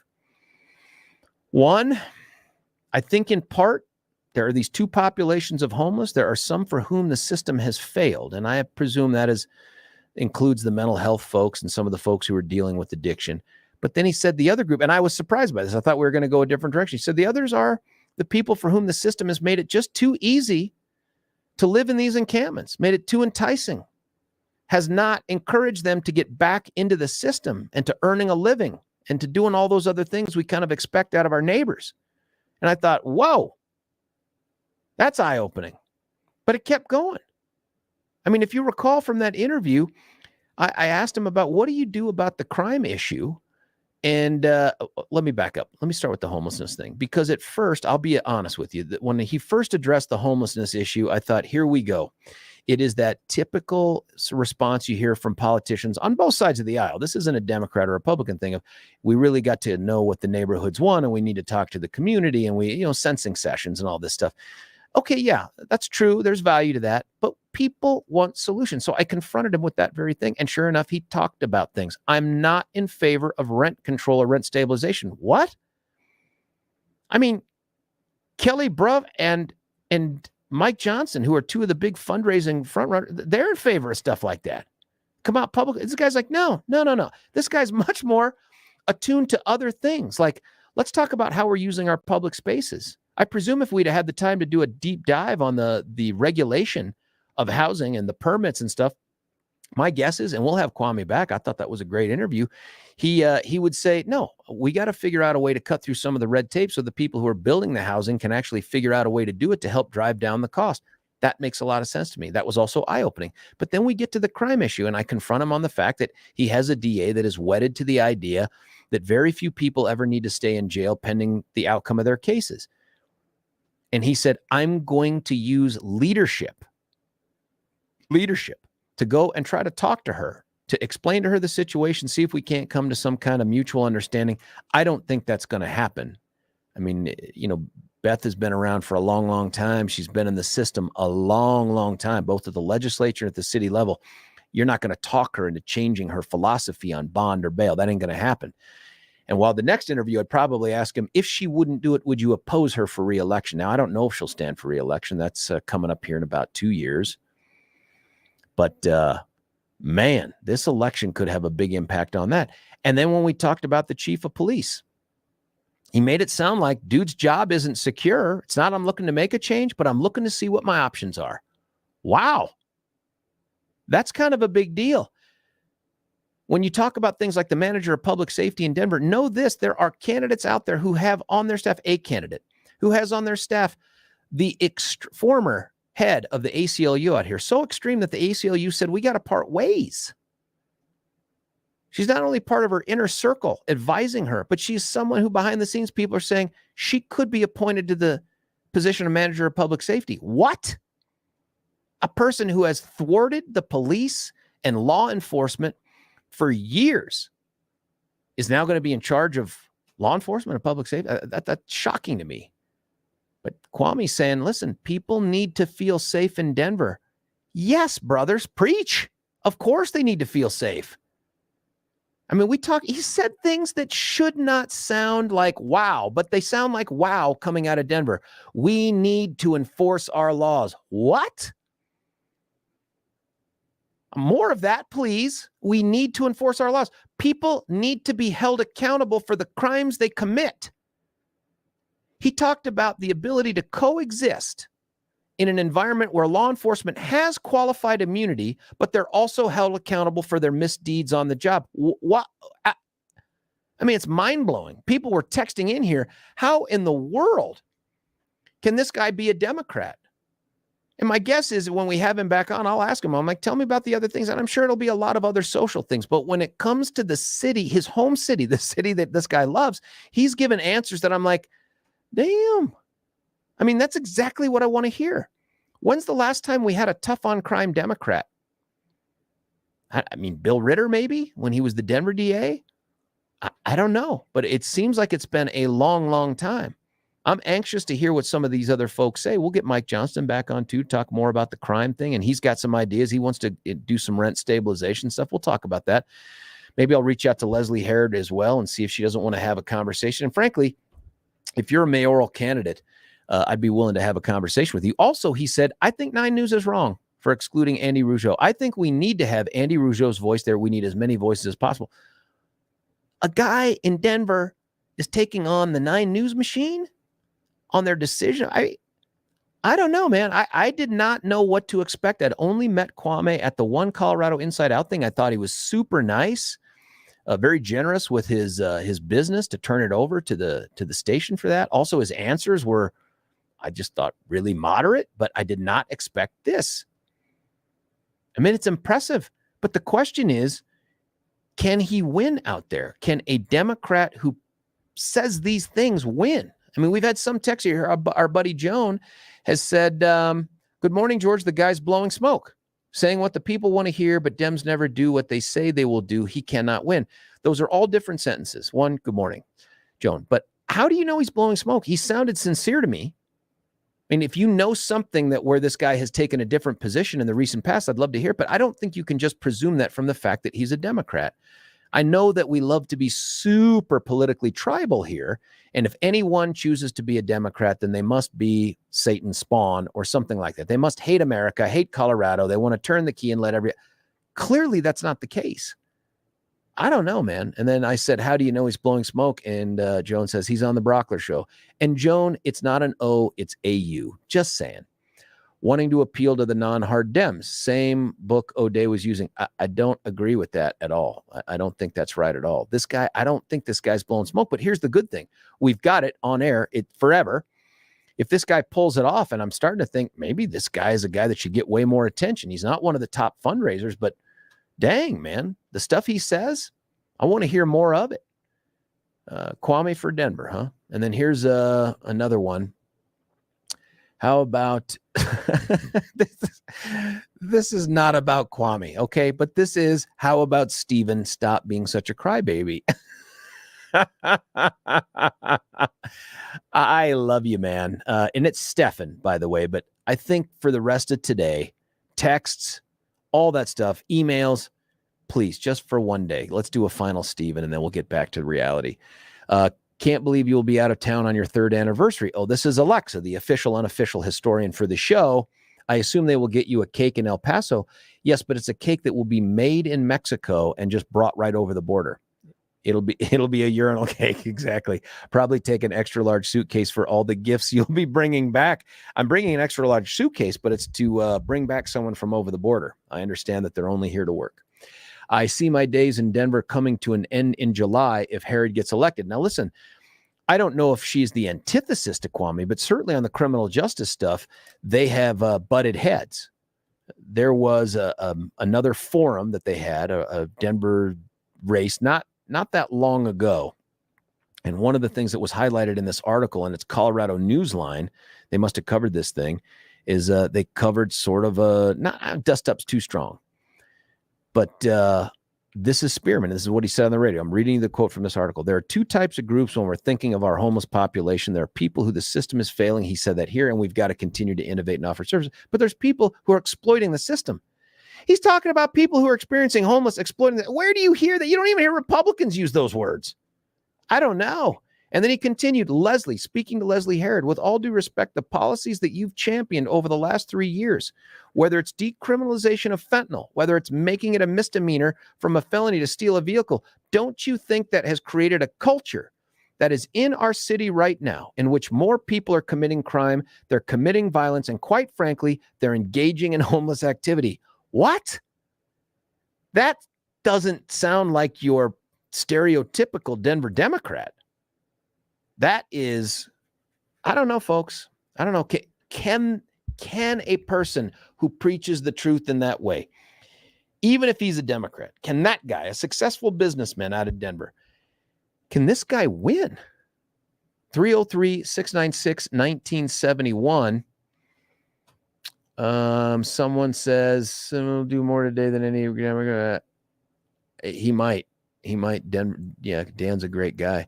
Herod's swing at Kwame was a cheap shot. Now, frankly, I didn't see that part of the article, listener. If you've got some play-by-play, let me get this here. Here it is. This is Herod's response to Kwame. Herod defended a record, saying that government's approach to fighting substance use disorders must move past the failed war on drugs. Our failure as a city is not providing people with the services they need. If we want to reduce the fentanyl crisis and get after it, let's get people services and reduce that demand. Nope, that does not. I haven't seen that work anywhere. Fentanyl is killing people today, regardless of if it's a felony or a misdemeanor. Oh, so let's just make the people that peddle it non-criminals. Why don't you just legalize it?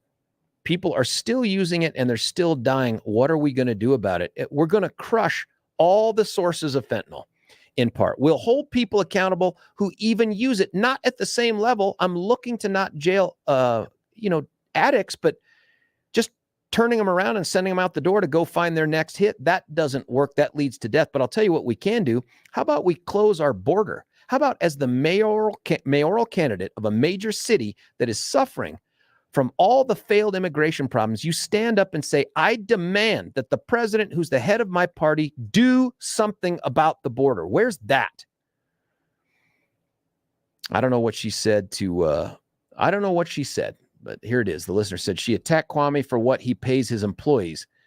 Yeah, I guess that wasn't in the article. I'd love to have that conversation as well, because here's the thing. Kwame has a business that has employees. Leslie Herod is in government, and I don't know. And I like Leslie as a person, and we've had fair conversations, even though I'm not sure there's a thing we agree upon. But what business has she ever created a job? Has she ever been in the private sector? I really don't know the answer to that, but we'll try to get to the bottom of it. I want to give her a chance to have the conversation too. Then Joan, I think I'll send this misspelling to Stefan, and she misspelled his name as well, so he can mock you. Can this guy win? Can a guy who preaches like this in Denver win? Going to the tube text as well. This is our buddy Corey, has said, the new independent police monitor is a former public defender. How does that provide an environment that will allow for recruitment of good quality police? Great question, Corey. Fantastic question. I didn't get a chance to ask Kwame that, but my guess his answer would be, I'm not going to put a public defender in charge of the police. That's kind of a rooster hen house thing there, isn't it? Or a fox in charge of the hen house thing. I don't think that makes a lot of sense. Neither does it make any sense to put someone who's the head of the ACLU in charge of public safety.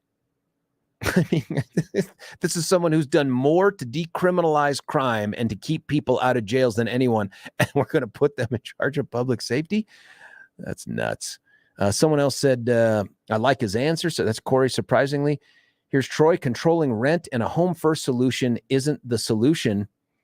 The reflexive compassion that drives how we deal with homelessness is destroying communities and individuals. I agree. And I should ask Kwame that too. And the other candidates that we can try to get on the radio here. I want to know what they think about this housing first thing. We know the answer from Aurora. The majority of the members of the Aurora City Council have said, no, housing first is failing. Let's figure out how to tackle this a different direction. And that's true. If you still need a book that will help answer the housing first nonsense and some of our failed approaches to coddling drug addicts and drug dealers, you really do have to go check out the book San Francisco. Now, Billy has done a lot of work to try to get that guy on the radio here, but whether it's he's running for office or I can't remember what it was, he couldn't make it on. I still want to get that guy on, but San Francisco, check it out. Do the Audible. That's what I did. Do the audiobook and listen to it at 1.5 speed. That saves you some time and you still get all the good stuff. It was compelling. The amount of research this guy did, compelling, but answers exactly what Troy said in the tube text here as well. Someone else texted in, Kwame, spelling, you got it right, Kwame, is Dino, damn in name only. That's so funny. They've stopped sending illegals to Denver. Why? I don't know if they've stopped doing that. Have Billy pull up the audio. I don't have that. Personally, I don't make a Democrat like that will, what? Personally, I don't make a Democrat like that will win in Denver, mostly because most people voting won't ever hear what he has to say. That's the problem. And I think he's even doing that fair elections fund thing. So it doesn't matter how much sense he makes. When does the new mayor take over? Better question is this. Let's say he has the funding. Let's say as a result of all of his efforts, including his time on this show, the word gets out, you help spread it. Let's say that. Let's say this guy becomes a contender from fundraising or whatever source. The message gets out to Denver. Can that message win? Or is Denver trapped in this perpetual liberal self-loathing cycle of it's our fault for everyone else's misdeeds. It's our fault for everyone else's failures. And we need to make up for that by coddling them or accommodating them. Is that the message that will only work in Denver? Or can this message resonate? Frankly, it kind of is just so very, very interesting to hear that interview. That was Kwame Spearman. I think it's Kwame for Denver. I think everybody's got a something for Denver. Don't get caught up in Billy for Denver. That's actually a prawn site. Don't go out there. That's a completely different thing. But nonetheless, think about it. Now, if you got calls, you make them. 303-696-1971. I'd love to have the conversation with you. A lot of texts. You guys are great at texting and tube texting here as well. We'll get to some of those, but I want to cut away for a break. But before I do, and someone referenced Dan Caplis doing more for Denver today than the mayor or anyone else has in a long time. That's probably true. Dan is a great attorney, right? He's a friend of the show, friend of mine, was my boss a long time ago. I learned to do civil work under him. He got me started in that area. Oh my gosh, folks, quick stop. I'm looking up at Fox News right now, and whose mug do I see up there? It's JP's, Governor Jared Polis, right up there, talking about the migrant crisis extending far beyond the border states. This is what we need out of mayoral candidates. We need them to stand up and say, you know who else talks about it too? DJC, Dan Caplis. Great attorney for the biggest problems in your life, right? When you have things you can't solve on your own. And I think I told you the story of a good guy who's an attorney, smart guy, who got hurt in a car accident, tried to handle his case on his own. And I said, dude, you're making a huge mistake. He didn't believe it. A couple weeks later, he said, hey, who would you recommend? So don't make that mistake. Just start with the place that you want to start with right now. That's DanCaplisLaw.com. Caplis is Caplis. Subject matter expert, but winner. Just a winner for you, right? Like this isn't winning to just win. This isn't to just try to get the biggest possible dollar amount for no good reason. This is a guy who will go to the insurance company and make them a fair and just offer. And when they say no, and man, they continue to make that mistake, he says, let's solve this in front of a jury. And the jury finds Dan's way. I mean, 5 back-to-back multi-million-dollar verdicts, biggest trucking company. Listen, I can go on and on, but you don't need me to do that. What you need to do is check out the website, dancaplisLaw.com, or give them a call at 303-770-5551. I'm going to say it slower, 303-770. That's Elway twice, 770-5551, dancaplisLaw.com. When we come back, you, me, the text, the calls that come in at 303-696-1971. It's George Brockler on The George Show, 710 KNUS.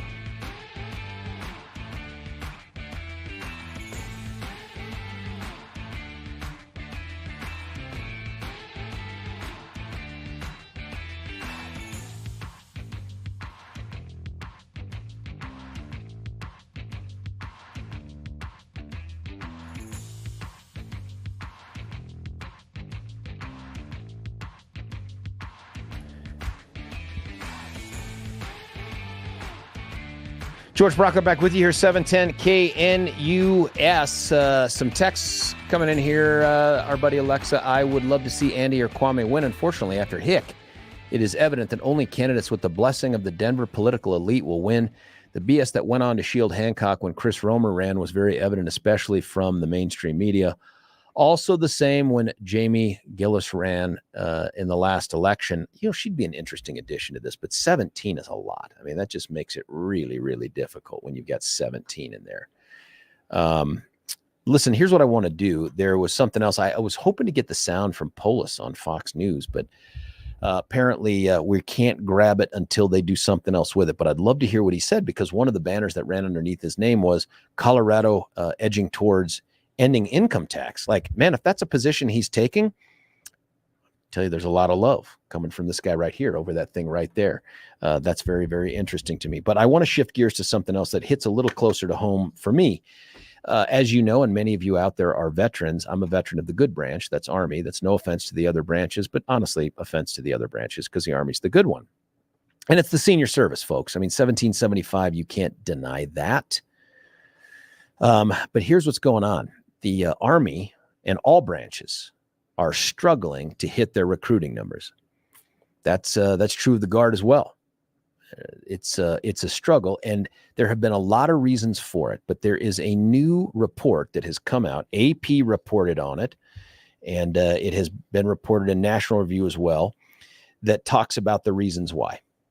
And the reasons why are based upon a survey that was done. Now, there are a lot of folks out there who are speculating that, man, maybe the reason that we're losing the recruiting numbers is because of these forced COVID vaccinations, or whatever we want to call them, inoculations, stabs, jabs, that maybe that's it. Maybe that's what's causing it. And there are others who say, you know what? The Army has just become too woke.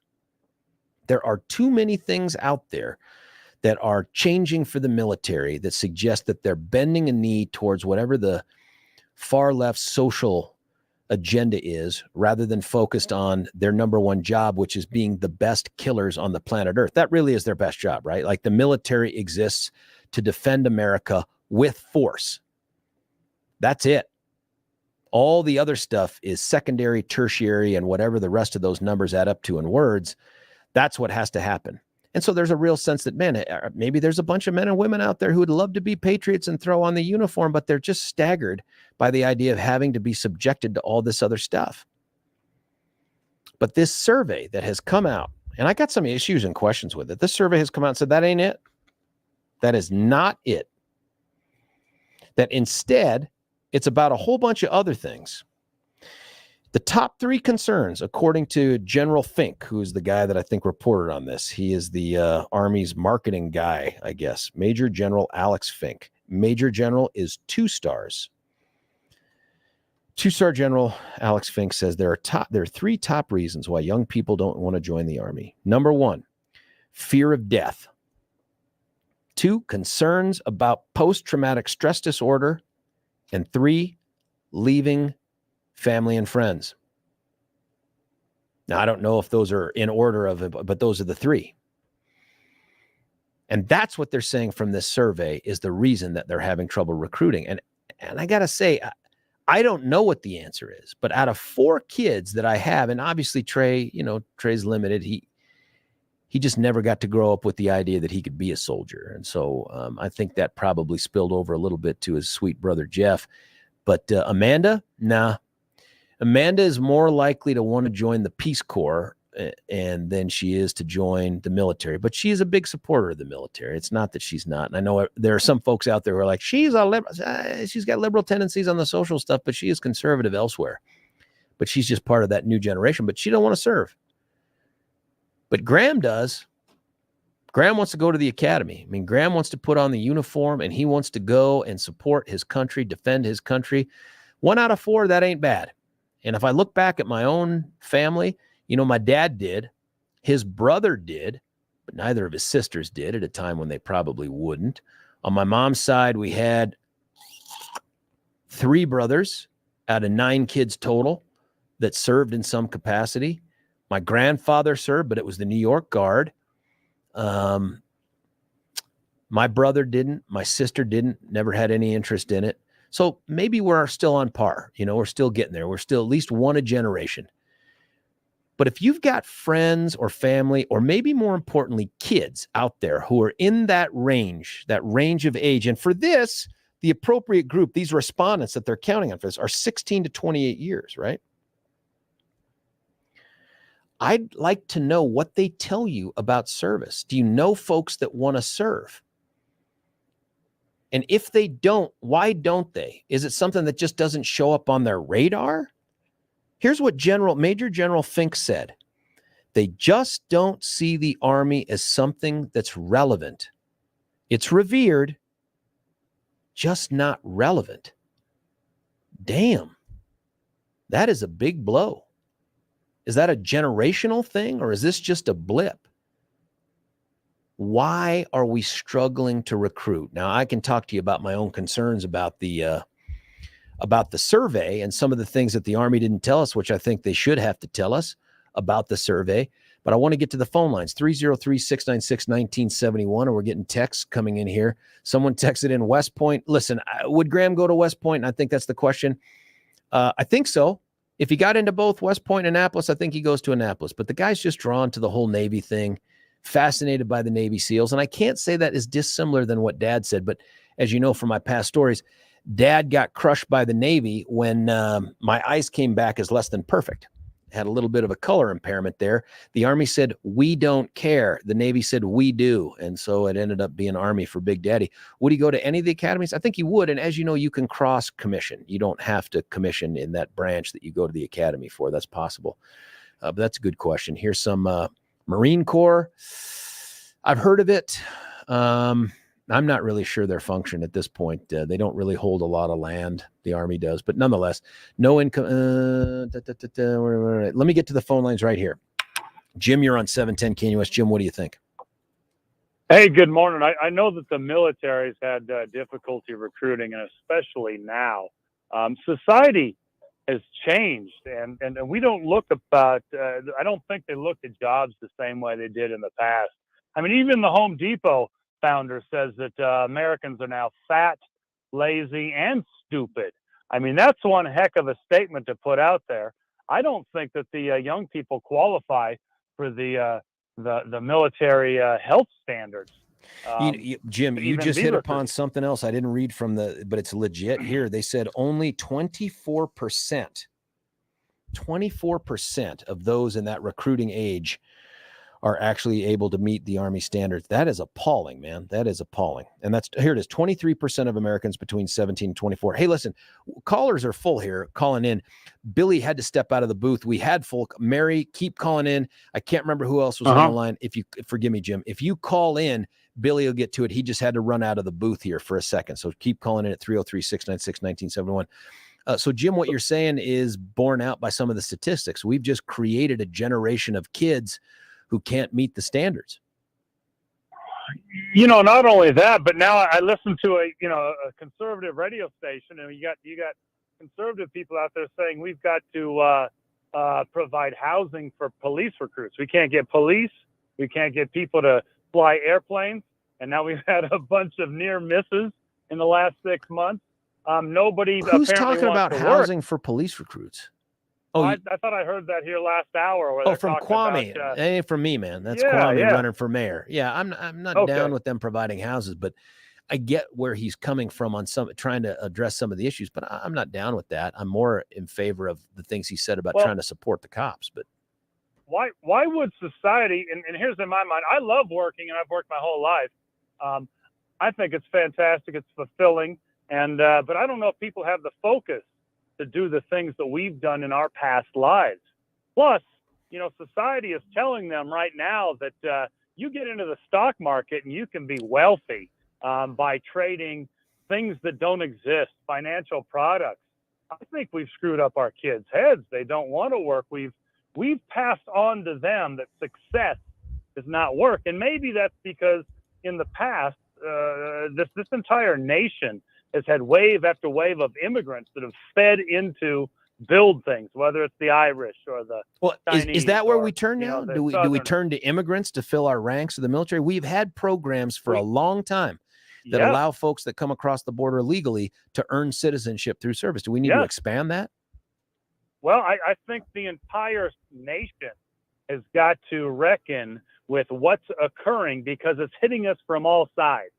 If we can't recruit government police jobs and government military jobs with government benefits and paid days off and all this fantastic stuff, then how is the business community going to get anybody to come to work for them without bringing people in that are willing to do these jobs? They offer the quality of work life stuff, which is like, oh, you can work from home and you don't have to put on clean clothes, and we'll give you all these benefits, and healthcare will be taken care of.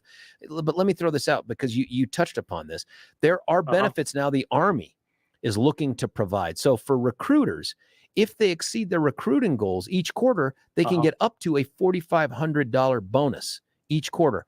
And soldiers who are in those lower 3 ranks, the E-naughts to E2 kind of a thing, it sounds like if they recruit a friend and the friend attends and completes basic training, that can be enough to get them promoted 1 rank. Just one time, but 1 rank. I've never heard of such a thing. But this is the direction. We had that back in the 80s as well. Did we have that in the 80s? We certainly did. Recruit a friend and get promoted? Yes. Damn, or you come in at a higher rank, and they did on the recruiter side. Well, we're back at it, brother, and that was before me. I didn't get in until '88, but it's amazing to hear and to listen to the business community spend decades on end complaining about how labor is too expensive for them, and now when labor is not there because the laborers have decided to go be stock options traders sitting at home in their pajamas and not go to work because it just doesn't pay as well as the financial markets and the money that rains out of the sky to Wall Street. I mean, what are we supposed to do? And now we have these crazy people quite literally saying we got to build a wall to separate what cheap labor is to the south of us from the business community. It just makes no sense to me, George. Jim, I think whatever the source of this failure is to recruit, and there's probably a lot of blame to spread around, I think the part that you mentioned and the part that concerns me the most is that this isn't a one-off, that this may be a trend, a generational trend that we're not going to quickly be able to recover from. I don't like that the answer is, well, let's just expand the military to more ranks of immigrants. But if that's the direction we have to go to protect the country, man, I don't know that we're going to have a lot of other options. Jim, thanks for the phone call, 303-696-1971. Jim's line is the only one that's open. You can fill it right now. I promise, Mary, Evan, we're going to get you back on. Everybody else that's calling in, I'll let you know when the line comes open. Text coming in too. This is scary stuff, folks. This is not a one-time thing. Army missed its goal by 15,000. Supposed to recruit 60,000. They got 45.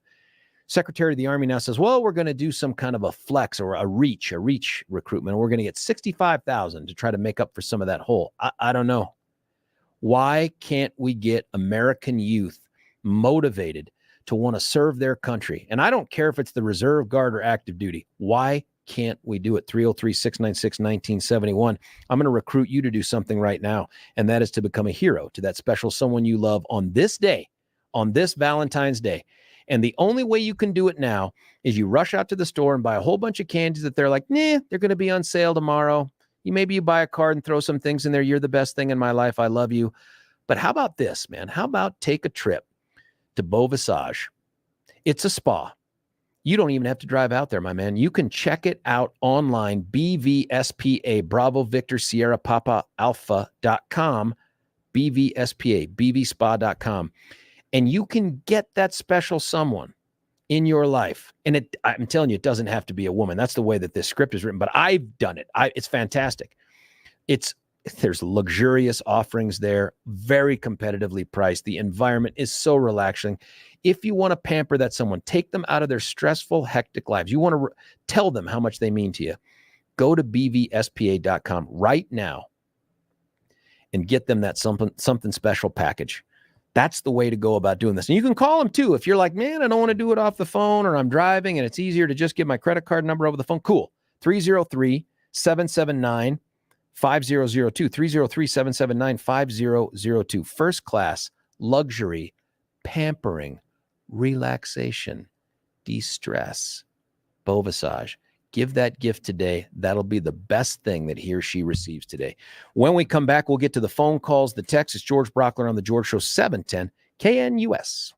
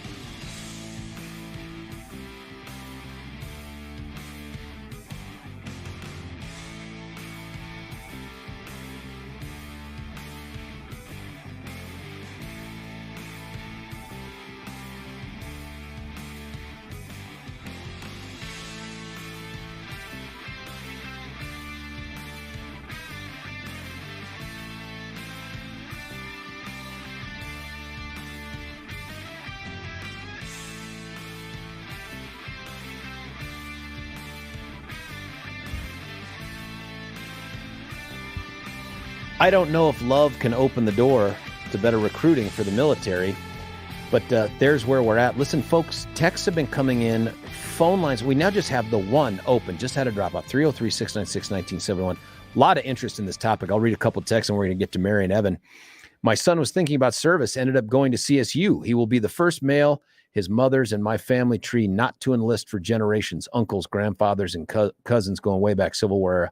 The way things look in our military at the moment, I fully back his decision. Okay, you got to call in, brother, and tell us why is that?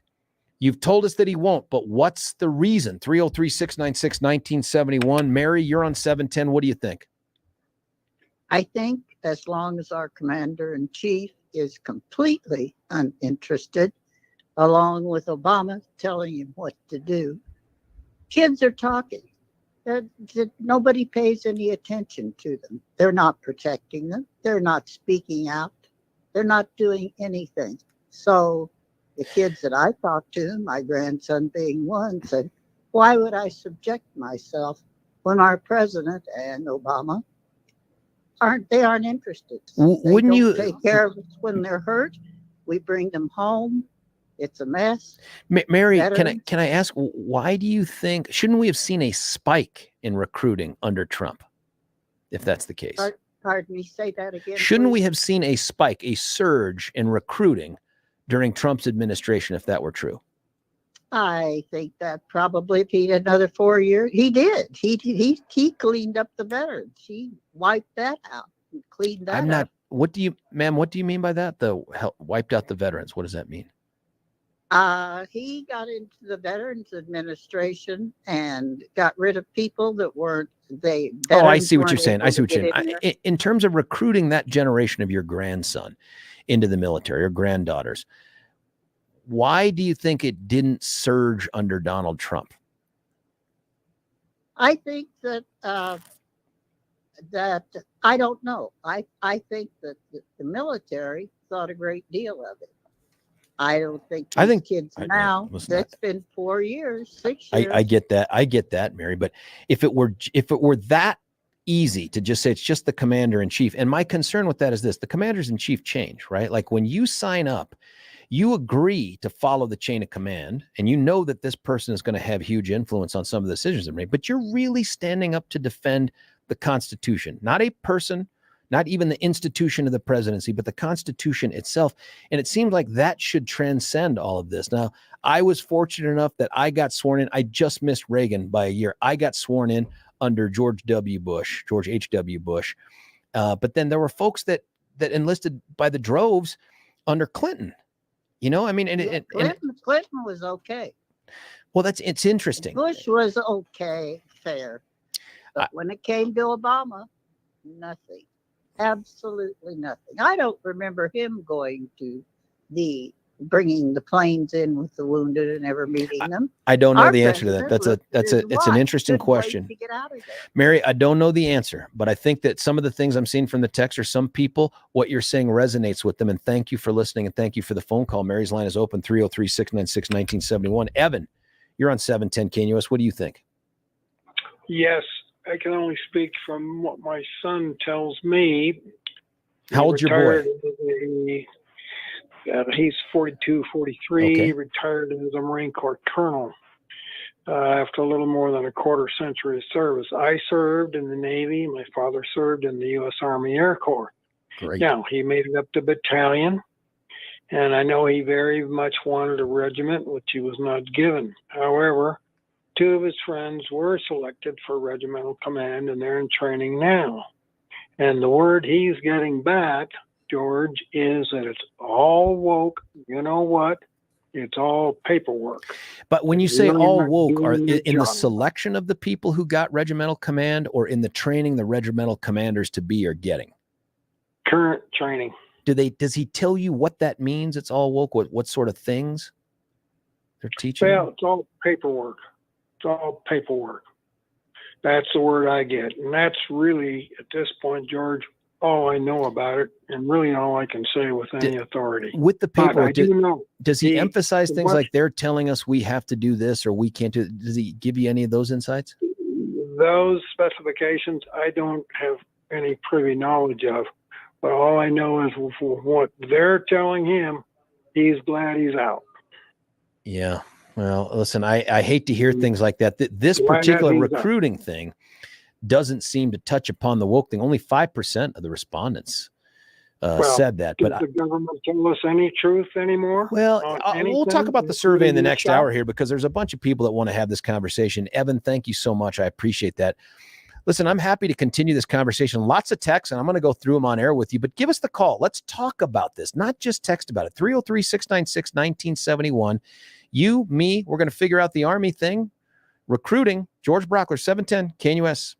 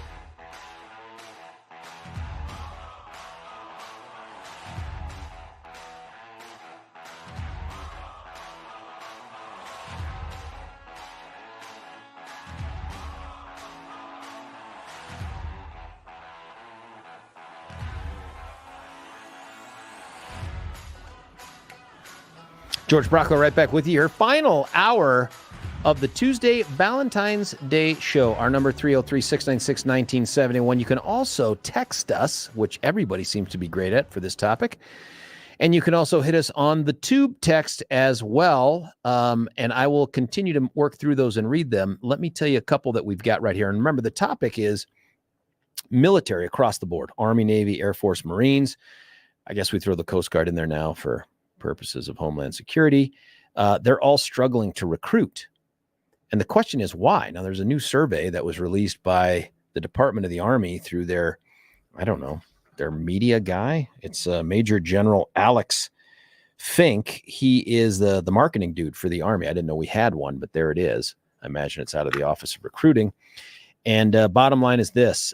After having surveyed 600 respondents aged 16 to 28 every month for 4 months, they've come to the conclusion that it's not wokeness. Only 5% of those who responded to the survey said that wokeness was the reason that they weren't enlisting or joining the military. The top 3 reasons were fear of death, concerns about PTSD, and leaving family and friends. Listen, I get those things, I suppose, but man, that's exceedingly weak. And if those are the reasons, we're in trouble, because only 23% of those aged, 17 to 24 currently qualify to serve in the military. And that's not all physical, by the way. There's other reasons. Could be your criminal history. It could be some other educational deficits that you have. But 23%, and we're struggling to recruit. And the question is, why? Now, I continue to serve. I'm proud to do it. And for me, it happened in high school. I cannot tell you the moment. And I don't know that there was a single moment that I thought, man, I want to serve. I want to put on the uniform. I want to be different than other citizens and other patriots. I want to show my patriotism by putting on the uniform. Now, at the time that I did it, remember, when I apply to the academies and I apply for ROTC, the Cold War is still on. It comes to an end when I'm in the middle of college. And so there's like no more great wars left to have. And yet we figured out a way to go over to Desert Storm 1 in about 1990, 91 era. Panama was in there. And I remember my mom was not thrilled. My mom was not thrilled because she worried about me being deployed to war. She was also, and she said this to me, she was a little more freaked out when Clinton got into office because he'd had no real experience in that area, and she was worried. But that's what moms do, man. They worry about their kids. My dad, on the other hand, never pushed me. He never pushed me there. I just know that my dad got drafted for Vietnam and he served, and that's how we met Mom. They actually ended up meeting, I think, at the Pentagon. So it's always been in our family, but it was never anything that was spoon-fed to me. Maybe it was because I grew up in the 80s and movies like Rambo, Rambo 2, Top Gun, all of those movies sort of built up this sort of idea of, military service or something. I don't know what it is, but we're missing it right now. And so here's some of the questions. How's the Space Force faring? Yeah, I don't know. That's a good question. I know that Buckley is no longer an Air Force base. It's a space base. For military issues, I think wokeness is being forced on the military. They must be vaccinated, and many have been terminated because they are not. Now, remember that policy is ended. There is no more mandatory vaccinations for the COVID. But by the way, that's also a bit of a fake issue too. I'm telling you that as a guy who serves, because we have been asked to put things in our body all the time, like anthrax. Remember that if you served, you know what I'm talking about. You ever had to go get shots for anthrax? Yeah, not super sexy or awesome.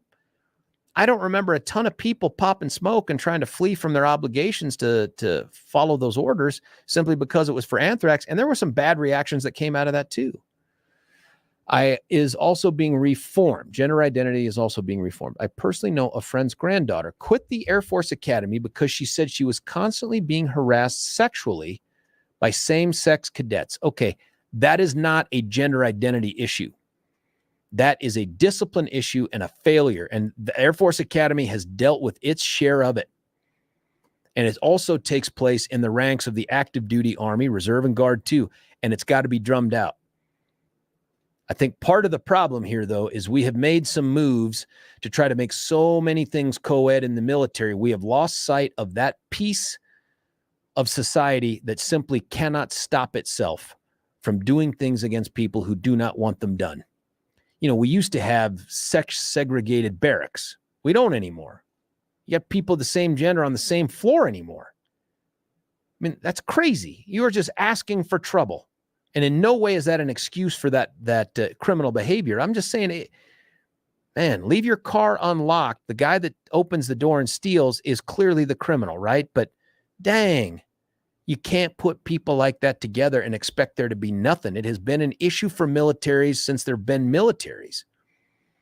Wokeness seems to include U.S. military goals are rather fuzzy right now for all of us. Wokeness seems to include disapproval of war, or the idea that we should maintain sovereignty. That leaks into our attitude toward the military. We don't want to believe that we might need them. That's an interesting point about the sovereignty piece. I wonder if there isn't a sense that, especially with the border issues, that it's no longer important or special to be an American citizen, that we are all equally alike, that we just happen to be privileged to have been born here in this country, and we're really no different than someone from Iceland or Mozambique or the Netherlands or Ukraine or something like that. I don't know. Maybe that's part of it, is we've just depreciated what it means to be an American and, frankly, the obligation that carries. And don't fool yourself into thinking it doesn't. It does carry an obligation. Liberty has an expectation as well. Also, no feeling. Here's one. The death of rural America is part of the problem.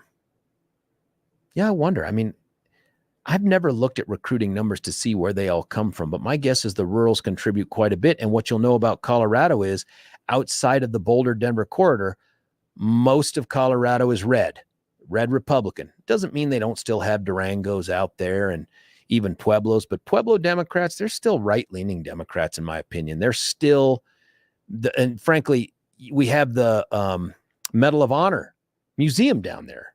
I mean, Pueblo is patriotism, regardless of political affiliation. Alexa asked, didn't the military lower physical and other standards to have more people be able to qualify? It's tough to say, because what happened was we changed for the Army. I can't speak to any other branch. We changed away from the normal APFT, the Army Physical Fitness Test, and went to the ACFT, the Army Combat Fitness Test. It is extremely different. And I don't know if we did that. I think what they're trying to do are measure skills that are more reflective of what you might have to do in the military. No, there's no stapling competition that takes place, no test for that. But there are a bunch of other tests. I mean, there's like deadlifts, no joke. It's so much more equipment intensive.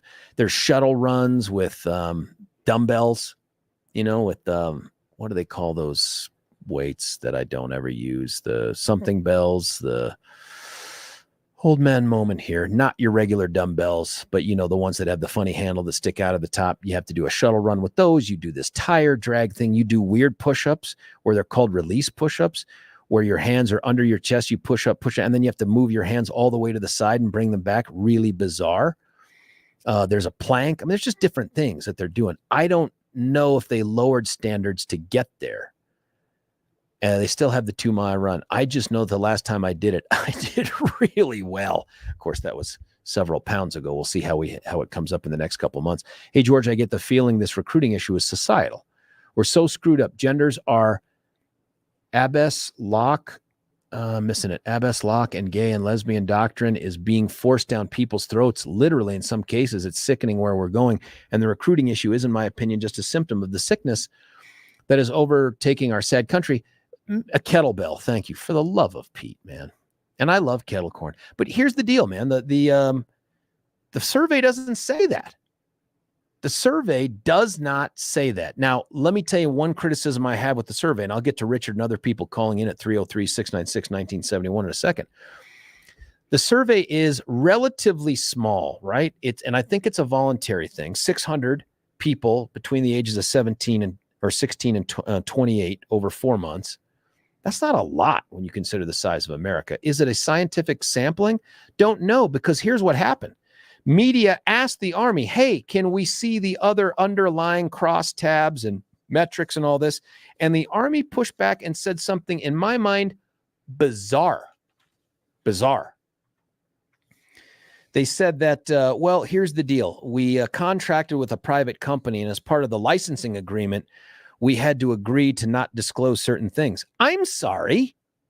Who gives a crap who did the sampling and all that other stuff? When you contract as a member of the military, that's part of the government, folks, with a private group to do your sampling, to do your polling, and you let them put into that contract, which I presume we put out for bid, right?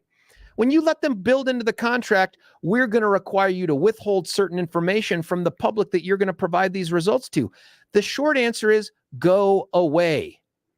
Come back when you understand what transparent government means. It's one of the dumbest things I've ever read. The Army contracted with a private polling group who said that for some licensing reasons, they can't disclose all the information that would help you to scrutinize these results, and we're just supposed to rely on them. That's garbage. That is garbage. 303-696-1971. Richard, you're on 710. Richard from Denver, you're on 710 KNUS. What do you think? Good morning, George. Well, I'll ask you a question. Would you rather be a member of the Broncos football team or the Kansas City Chiefs? Now, the reason I'm asking hold on, that that's question, a tough one. Let me answer. That's a tough one because the Chiefs are winners, but I am a Broncos fan. I think I would much rather be a Bronco. Okay, being a fan is one thing, but being a winner is something else. Well, I'm a fan of America, and America's a winner. And I am too. I've served. But I go down a list here: Korea, Vietnam, Desert Storm, Afghanistan. And I don't know where Ukraine fits in this right now. Well, it doesn't, because we don't have troops on the ground there, so we've been told. Yet. Yeah. I don't think so we've been told. Yeah. Out of that list that I just gave you, where is there a big win? Well, what do you define as win? Or we walk away proud rather than our tail between our legs. Listen, I served in Iraq, man, and I was proud of my service there, and I think we did as much as the government would let us do in Iraq. That's probably the best way I can put that. When we pulled up boots and took off in December of 2011, did I think it was premature? I did. Did I think that Obama thought he was fulfilling some sort of promise his predecessor made, and that's the excuse we get a lot? Yeah, I do. But I'm proud of what we did over there. I just don't think we were allowed to do the things we needed for long-term victory. Well, what I'm speaking of is long-term victory. And I think the mentality of today's potential soldiers, Marines, sailors, whatever, is they don't see the military as being an organization of winners, heroes. Yeah, there's individuals.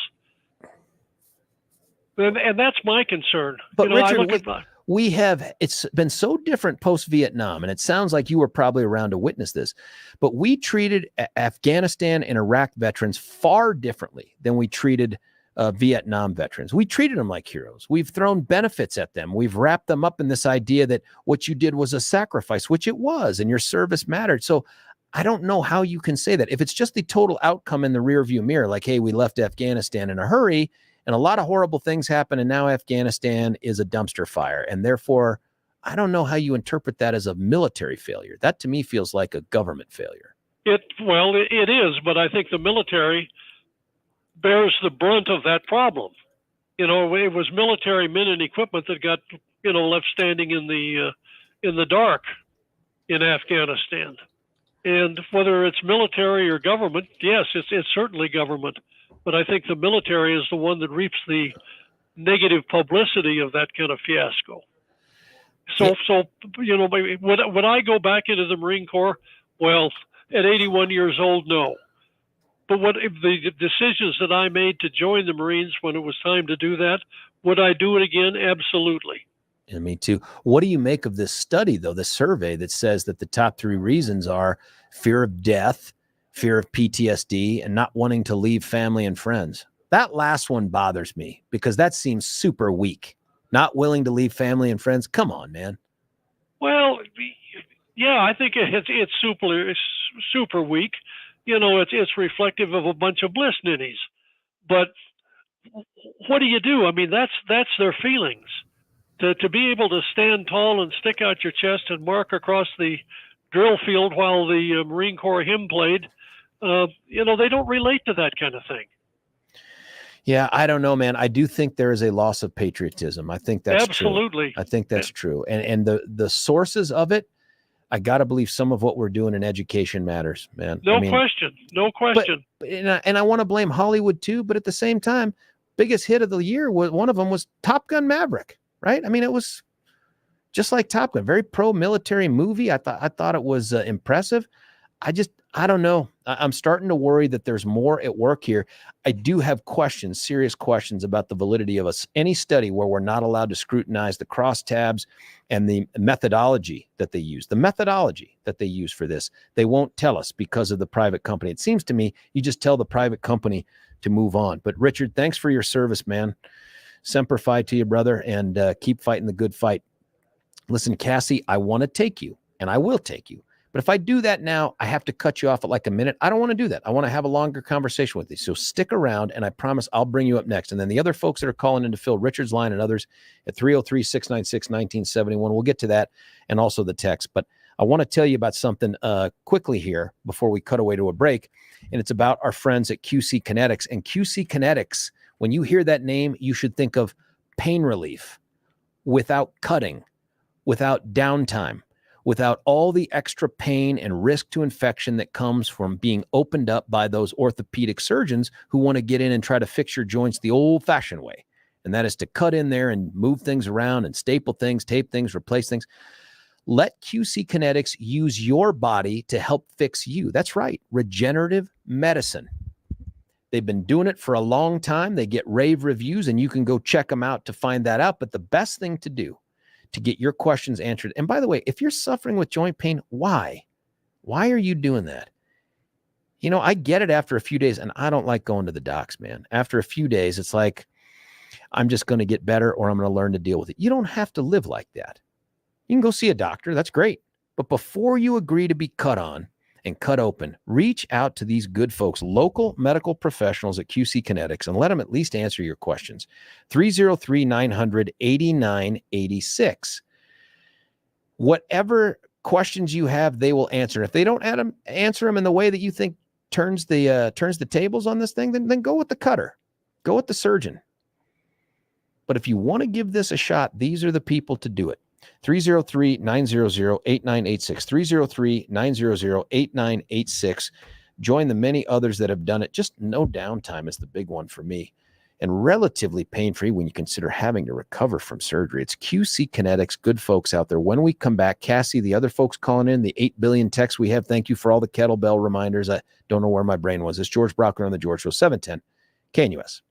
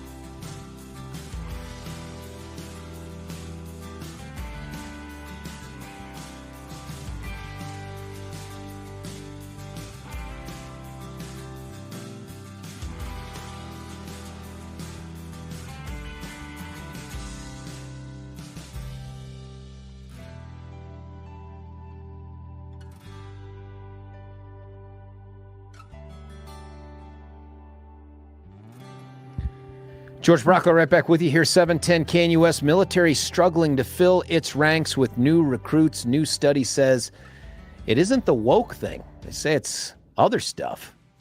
Fear of death, fear of PTSD, not wanting to leave home for family and friends. That just seems so weak to me. Let's go right back to the phone lines at 303-696-1971. Cassie, you're on 710. Cassie, what do you think? Hi, George. I've called in before. My son graduated with your daughter. Oh, great. From Rock Canyon. Awesome. Yeah. And he grew up in a very pro-America, pro-military house. My dad was in the Navy. And then great. My brother, I believe, was Navy ROTC at CU when you were there. What? Who was? Yeah. You probably crossed paths at some point, but he was Navy ROTC. My brother. What's his name? Michael Shannon. I could have run them. That's a huge NROTC program because, as you know, they don't have them everywhere like they do the Army ones. So when you find them, they're huge. Yeah, that was a great program. And his story was similar to yours in that I believe this was true of you, that he started off in engineering and then moved away from that after his freshman year. I feel like God pushed me away, but yes. Well, I guess my point is, and I don't know why this is, I think it's the family, I don't know, it's got to be more than that, but the family he grew up in. My son, from the age of like 5, used to wear like a fatigue costume, like Halloween costume, but fatigues every day of his life from the time he was like 5 until he was 10. And he was going to an academy. That's what he was reaching for at like 5 years old. Unfortunately, he has asthma and cannot be in the Army or any force for that matter, but would have loved to have done that. And I've actually encouraged him. We've talked that he's a pre-law and maybe it's possible at that level to do the JAG, but I'm not sure if it is with that. But anyway, JAG's great. I don't really know the rhyme or the reason for it, but he, if he could do it, he would absolutely be all in. Yeah. So when you listen, the decision for me was I was never going to be an attorney. I didn't get into the military to do JAG. That happened after the fact. I wanted to be a tanker. I wanted to be an armor and ultimately cavalry. You know what I mean? Like the cross sabers. And I wanted to go to battle and blow things up. I just didn't want to have to walk to get there. The law thing came later, and it was ability to merge these two things, one that happened later in life. For your son, was there ever a discussion or anyone else, a discussion of combat versus some other supportive role? Is there something that they tell you about, I don't want to do this because of that? No, never. I think growing up as a little guy, he definitely, it was all about combat. Like you said, the whole saber shooting things, blowing things up. But I think there's also a big, and maybe that's why he's pre-law, is there's a big piece of serving his country. I wonder, how much do you think, since our kids went to the same school, how much do you think this woke stuff has seeped out of, I love Rock Canyon. Still got my son's a senior there. I got a son who's a freshman and my boy who's 7. And they're all going to graduate from Rock Canyon. How much of you think is something that's fed to them through the educational system, or is it coming from somewhere else? Or maybe the answer is, you know what, George, I don't really think it's affecting this. I don't think it's affecting recruiting. I think it's affecting us. I think it's everywhere. I think as good of a school as Rock Canyon is, I think it definitely seeps in at all levels. And I think my son in particular kind of was an isolated, did his own thing, didn't really care what other people said or did because he has very firm values. But I do wonder about that for other people that don't, go in without such firm, like pro-American, pro-conservative ideas. I think there's a lot of influences there. When you use the term woke, and I've used it too, and Billy's asked this question a bunch, is like, what do you mean when you talk about woke? And I've asked this of other folks that have called too. What does it mean? Such a good question. I mean, I don't know. I think it means following along with the crowd, which right now the crowd is, or whoever's loudest, is liberals, that progressive liberal thinking. And it's following along with that, whether it's the words you use. If it changed, though, and the leaders of whatever this informal movement were conservatives, would then conservatives be woke? I mean, it feels like it's got to have a different feel to it. It's got to be something else related to how we see society and the things like this anti-racism thing. Like, do you remember where it used to be okay to just be, hey, yeah, racism sucks. That's not good enough now anymore. Now you have to hunt it out and kill it and do things that are the opposite of racism. Like, it's just not enough to be like, I'm opposed to racism. Is that part of the woke thing, you think? I think it is. Absolutely. In the military, we have gone through some changes, right? And the changes have included a lot of things that we didn't used to do before. We permit facial hair for religious reasons. We permit a lot more people to have hairstyles that are more reflective of their culture, that don't necessarily conform with the old school way of, hey, it's got to fit within your hat kind of a thing. We have transgender. There's no doubt about it. Openly gay and transgender soldiers are everywhere. But are those the things you think that discourage the youth, or is it something other than that? I think it's something other than that. I think there's definitely we're not pro-America like we were in the 80s. Oh, that's interesting. We're just not pro-America. It's changed completely. And we've divided so much. Like growing up, I never thought twice about racism badly. I mean, in a bad way, you know what I mean? Right. People are people. And I feel like now we're finding what's different and then, I don't know, dividing in that way, which I never felt that. I do think the patriotism thing is real. And if you'll remember, even under President Obama, when he started his presidency by going on that apology tour around the world and apologizing for us, and then when asked about American exceptionalism, saying that every country believes they have exceptional people. It's just different. I agree with you there. I don't know that, and I should ask my kids, I don't know that my kids feel like they've been something's been bestowed upon them that's special, that's worth defending, that makes them unique on the planet Earth. I think they have been told that, and through the educational system too. I think they have been told that they're privileged. You know what I mean? Like, this is just luck. Like, it's not something that they have an obligation to try to work for or to try to encourage in other countries. It's just luck. It was just pure luck that they ended up as Americans, and we're really no better than everybody else. In fact, for Jeff, God bless him, this whole environmental thing. I mean, he has said to me in the past, he's like, listen, we're one of the biggest offenders. I'm like, hang on, offenders of what?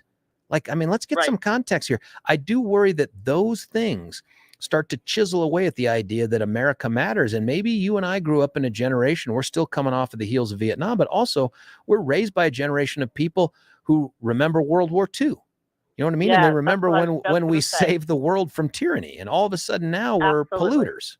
You know, like, right. We're so far away from that, quote unquote, greatest generation now. We grew up with our grandparents being that generation, and grandparents remembering, World War II as well as the Depression. And it's a whole nother influence since then. Yeah, I agree with you. Cassie, great phone call. Thank you for that. I appreciate it. 303-696-1971. Cassie, just a reminder, you may be disconnected from it, but Rock Canyon's playing basketball tonight. And I'm leaning towards Pat Johnson. If you're listening, I'm leaning towards taking the boys. I'm just saying it out loud so that you can hear it. I'm not going to hide it from you. Hey, listen, Jeff, I want to get to your call here in a second. I got to do something first, and I promise I'll get you. We won't even take a break. I'm just going to do this and get to you, Jeff, and other folks calling in at 303-696-1971. And that is to tell you about our buddies at Twin Aspen Dental. I should probably do it while I'm talking to you on the radio here, but I need to look up my dentist appointment. There is one dentist that I go to, and that is Drs. Richter and Snyder out there at Twin Aspen Dental. I'm so glad I went down there, by the way. It's conveniently located about Parker Road and Stroh, right there by Lehman Academy, across from that giant King Soopers that's down there. But they are like a neighborhood dentist office that has all of the cutting edge things you could possibly want. And they do it in such a welcoming environment. I don't know what to tell you other than if you have not tried it yet, you need to do that. Oh, here it is. It's late March, folks. In late March, I will be down there right after the radio show, man. Am I smart to have scheduled it then? Otherwise, moron like me would have. Yep. Sometime over the lunch hour in late March, I'm going to go down there and let the good doctors fiddle around with my teeth and make sure that they're good to go. I've got great insurance. If you don't let that stop you, because these guys have a plan for discounted health coverage for your mouth, for the dental stuff. And it allows you to do all sorts of cool things like get 2 checkups every year, which is what you need. They give you the 2 the 2 exams. They give you all the x-rays you need. They give fluoride treatment for the kids under the age of 18. And they also give you 25% off of all the other quality dental treatment. I don't know who in this economy, who else does stuff like that? These guys. It's got that small town feel with all the high-tech stuff and all the skills that you learn being a dentist as long as they have. And these guys just do great work. And they can do all of the heavy lifting you want to, the removal of this and the bridge work and all that other stuff, crowns. They do all that. But let them do the preventative stuff. So hopefully you never have to get there. It's so easy to find. You can check them out at twinaspendentalcenter.com. That's twinaspendentalcenter.com. Or call them at 303-841-7466. 303-841-7466. I'm going to go right back to the phone lines as promised. Jeff, you're on 710. What do you think, Jeff? Hey, good morning, Colonel. Morning. Well, I got a daughter, or granddaughter, I should say, that went into the Army in September. Great. And she was 5 pounds overweight, so they sent her to the fat farm. Okay.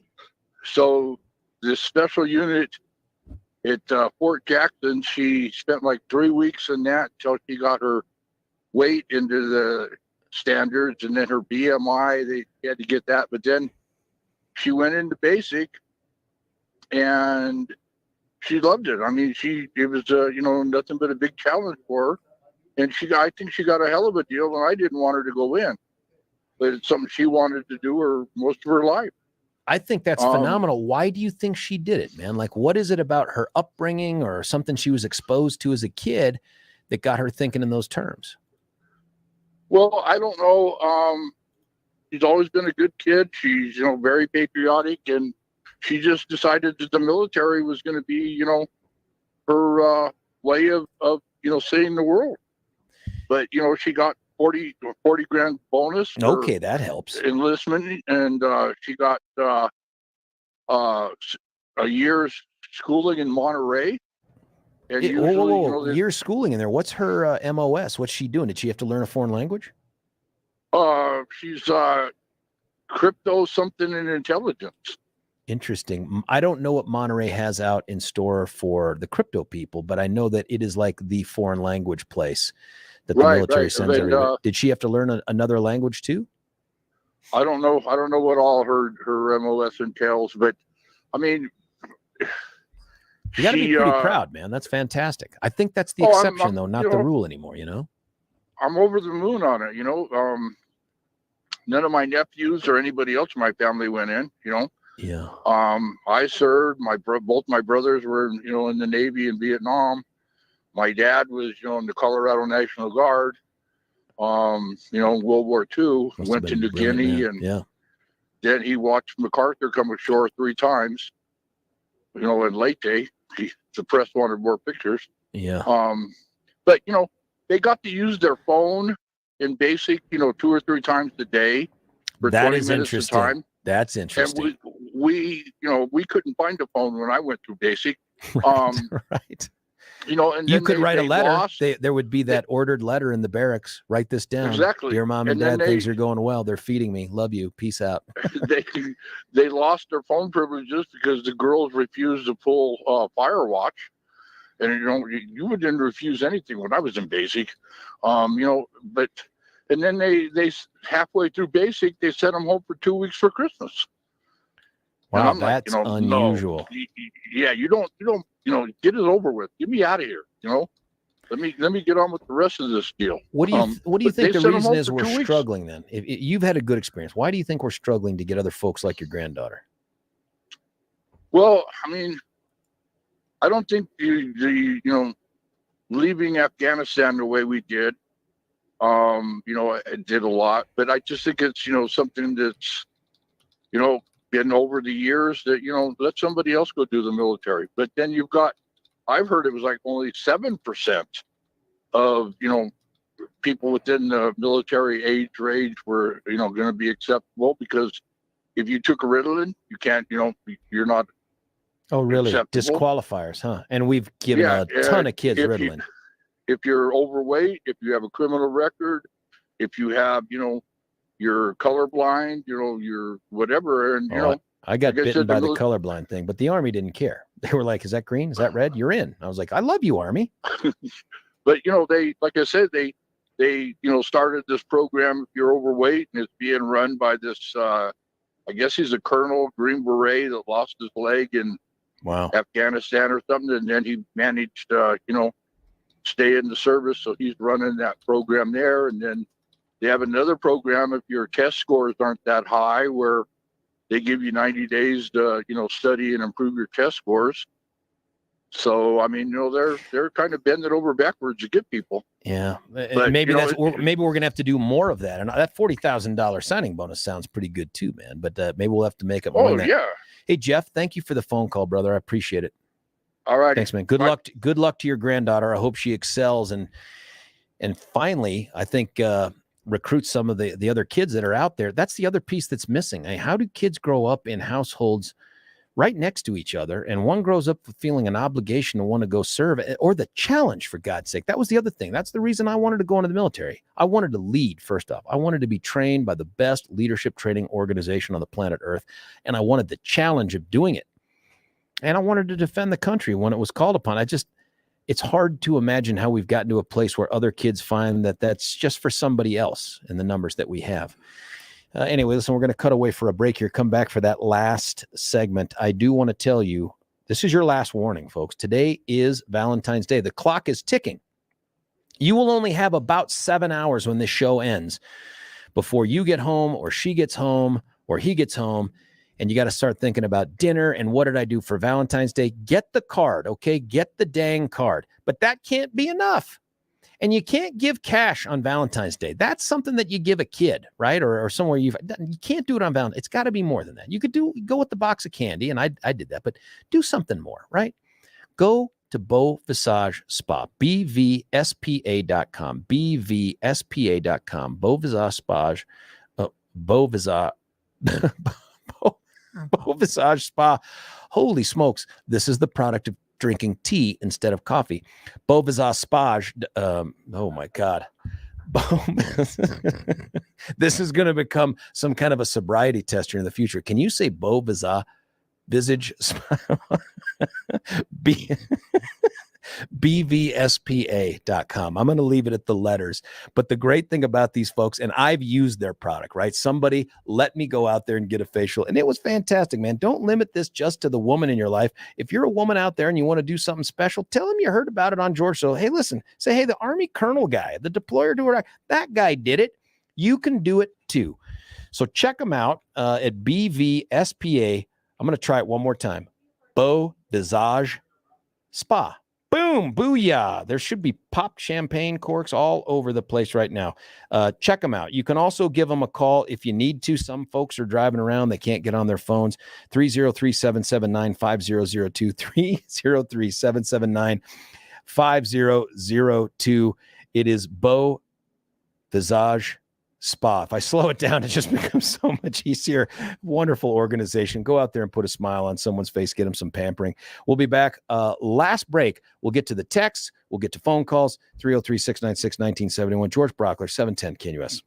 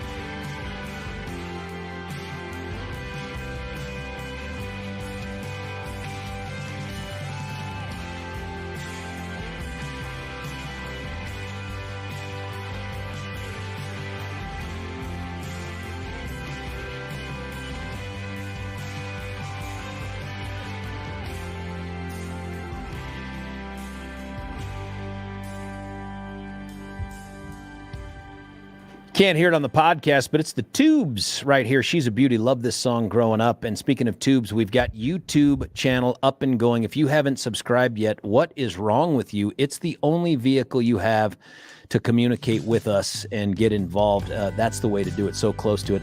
A lot of texts coming in. Smoking pot, Georgie or Gorgie? No. Someone asking if I'm having a stroke.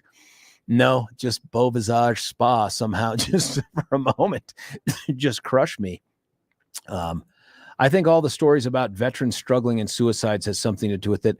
That's real too. I do think when we talk about 21 a day and stuff like that, 22 a day, it makes people think what goes on in war, that it's going to change me to the point where I may want to take my life. I think that's real. Over the years, I've known people who did not join the military due to a non-Republican POTUS. They did not respect the person. I get it, but if you're joining or not joining the military because of who the president is, you're joining or not joining for the wrong reasons. I didn't join because of Reagan or George Herbert Walker Bush. I joined because of America, and I think that that's true. We're missing some of that. First Gulf War I served in was a victory. Yeah, that's true. George, I think one of the things that's happening is psychologically is that the Chinese army, North Korean army, terrorist armies are marching, and people are saying that when President Trump had all our tanks rolling, people complained that that was horrible to show off strength. So now they're not seeing any strength. Respectfully, I don't agree. I don't want to see any display of our military like we see in China or North Korea or anywhere else. And I know President Trump wanted to do that. What a giant waste and a horrible optic to have American streets filled with tanks in a time of peace. Tanks, field artillery pieces, soldier. What a giant waste. I don't think that's a show of strength. That seems to me like an ego thing. You want to go see a parade, go to a parade. You want to see a military do pass and review for a change of command or a commanding officer. You can go to those things, but I don't want to see that. And I don't remember that when I was a kid either. That's not what inspired me to join. I just don't think that's it. George, it's February 1941. We are either in World War III or we are on the way. Not the time to join up. Isn't it the opposite, man? If you think that's going to happen, isn't that the opposite? Who's going to stand up for America? I'm original FIST team member. I tested and gave you the copperhead. Oh, thank you for that. My parents are discouraging their kids from joining the military. Or maybe parents are discouraging their kids. Parents are much more protective and controlling of their kids than they were when I was growing up. You know what? I think there's a lot of that helicopter parent stuff. Maybe recruiters should start reaching out to parents to get parents on board and then reach out to the young people. Yeah. That's a tactic. I think this is there's something more underlying society's problems here. And this feels generational to me. And I don't think it's just the woke thing. Maybe that's part of it. I do feel like where we're at is a place where patriotism has become trite. It's not something to take pride in your country anymore. Instead, we take pride in possessions. And we take pride in the number of likes and followers we have. We don't take pride in being an American and what it means to be an American. And if you don't take pride in that, why in the world would you ever stick up your right hand and say, I'm willing to give up everything I have and everything I'm ever going to have to defend it? Why would you do that? I think that's the problem. Our values are all jacked up. It has less to do with the wokeness than to where we're steering people to. I almost went Beau Visage Spa right there on steering. Now listen, before we cut away though, I want to play some sound here that Billy's found. This is a little breaking news. It's something we should talk about tomorrow, but let's prime the pumps right now, Billy. Which I love. People came by the thousands for fresh starts. Moms and dads held their heads up high. Children learned that it was always It's a great day in South Carolina. It's a great day. It's a great day. A great day. A great day in South Carolina. We were strong. We were proud. And when evil did come, police in South Carolina are looking for a gunman following a shooting at a church. Several victims. We don't know the severity. We turned away from fear toward God and the values that still make our country the freest and greatest in the world. Yeah, that's we Nikki. We must turn in that direction again. That is Nikki Haley, former Republican, two-time Republican governor from the state of South Carolina. Also, President Trump's pick to be ambassador to the United Nations. She is officially in. It sounds like she has formally announced she is running for president of the United States. Interestingly, that makes her the second major candidate to announce. I think everyone expects Tim Scott to be joining in the near future. But tomorrow, and think about this. Can Nikki Haley win? And I don't just mean against President Trump. I mean, can Nikki Haley win? Is this a run for president and a lot of people speculate about a lot of people this way. So is it a run for vice president? Is that what this is? I don't know. I like Nikki Haley quite a bit. She did a lot of great things. She was a strong governor for South Carolina. I'm interested to see how far she goes. I'm also interested to see if Trump gives her the Carly Fiorina treatment or the, some other sort of, if he comes out quickly on this. I still think the big shoe to drop is Ron DeSantis. But is Kristi Noem far behind? I don't know, man. I mean, who else? Tim Scott? I don't think we're going to see a Ted Cruz. I don't think we're going to see a Marco Rubio. Who else could throw their hat in the ring that would be a difference maker for you? Right now, Nikki Haley, I'm intrigued by her. I'm going to do a little more research on here. We'll get some sound, and of course, we'll come back and talk about it. Now, listen, we have reached that part of the show where I have to turn it over to the big national guys. Even if I tried to hang on to the microphone, they shut it off, and they sent it to a guy named Charlie Kirk. But stick around, because at 3 o'clock, we get Deb Flora, great show, and then Stefan, not Steven. I don't know who started that trend. Keep texting him Steven today, but it's Stefan Tubbs. Tomorrow, we'll be back with all the current event stuff. My thanks to Kwame Spearman, mayoral candidate from Denver. Super intriguing. Listen to that 7 o'clock interview, man. That is eye-opening stuff. And the discussion on Army recruiting. We haven't solved the problem, but we're discussing it here. We're going to fix it. George Brockler, 710, KNUS.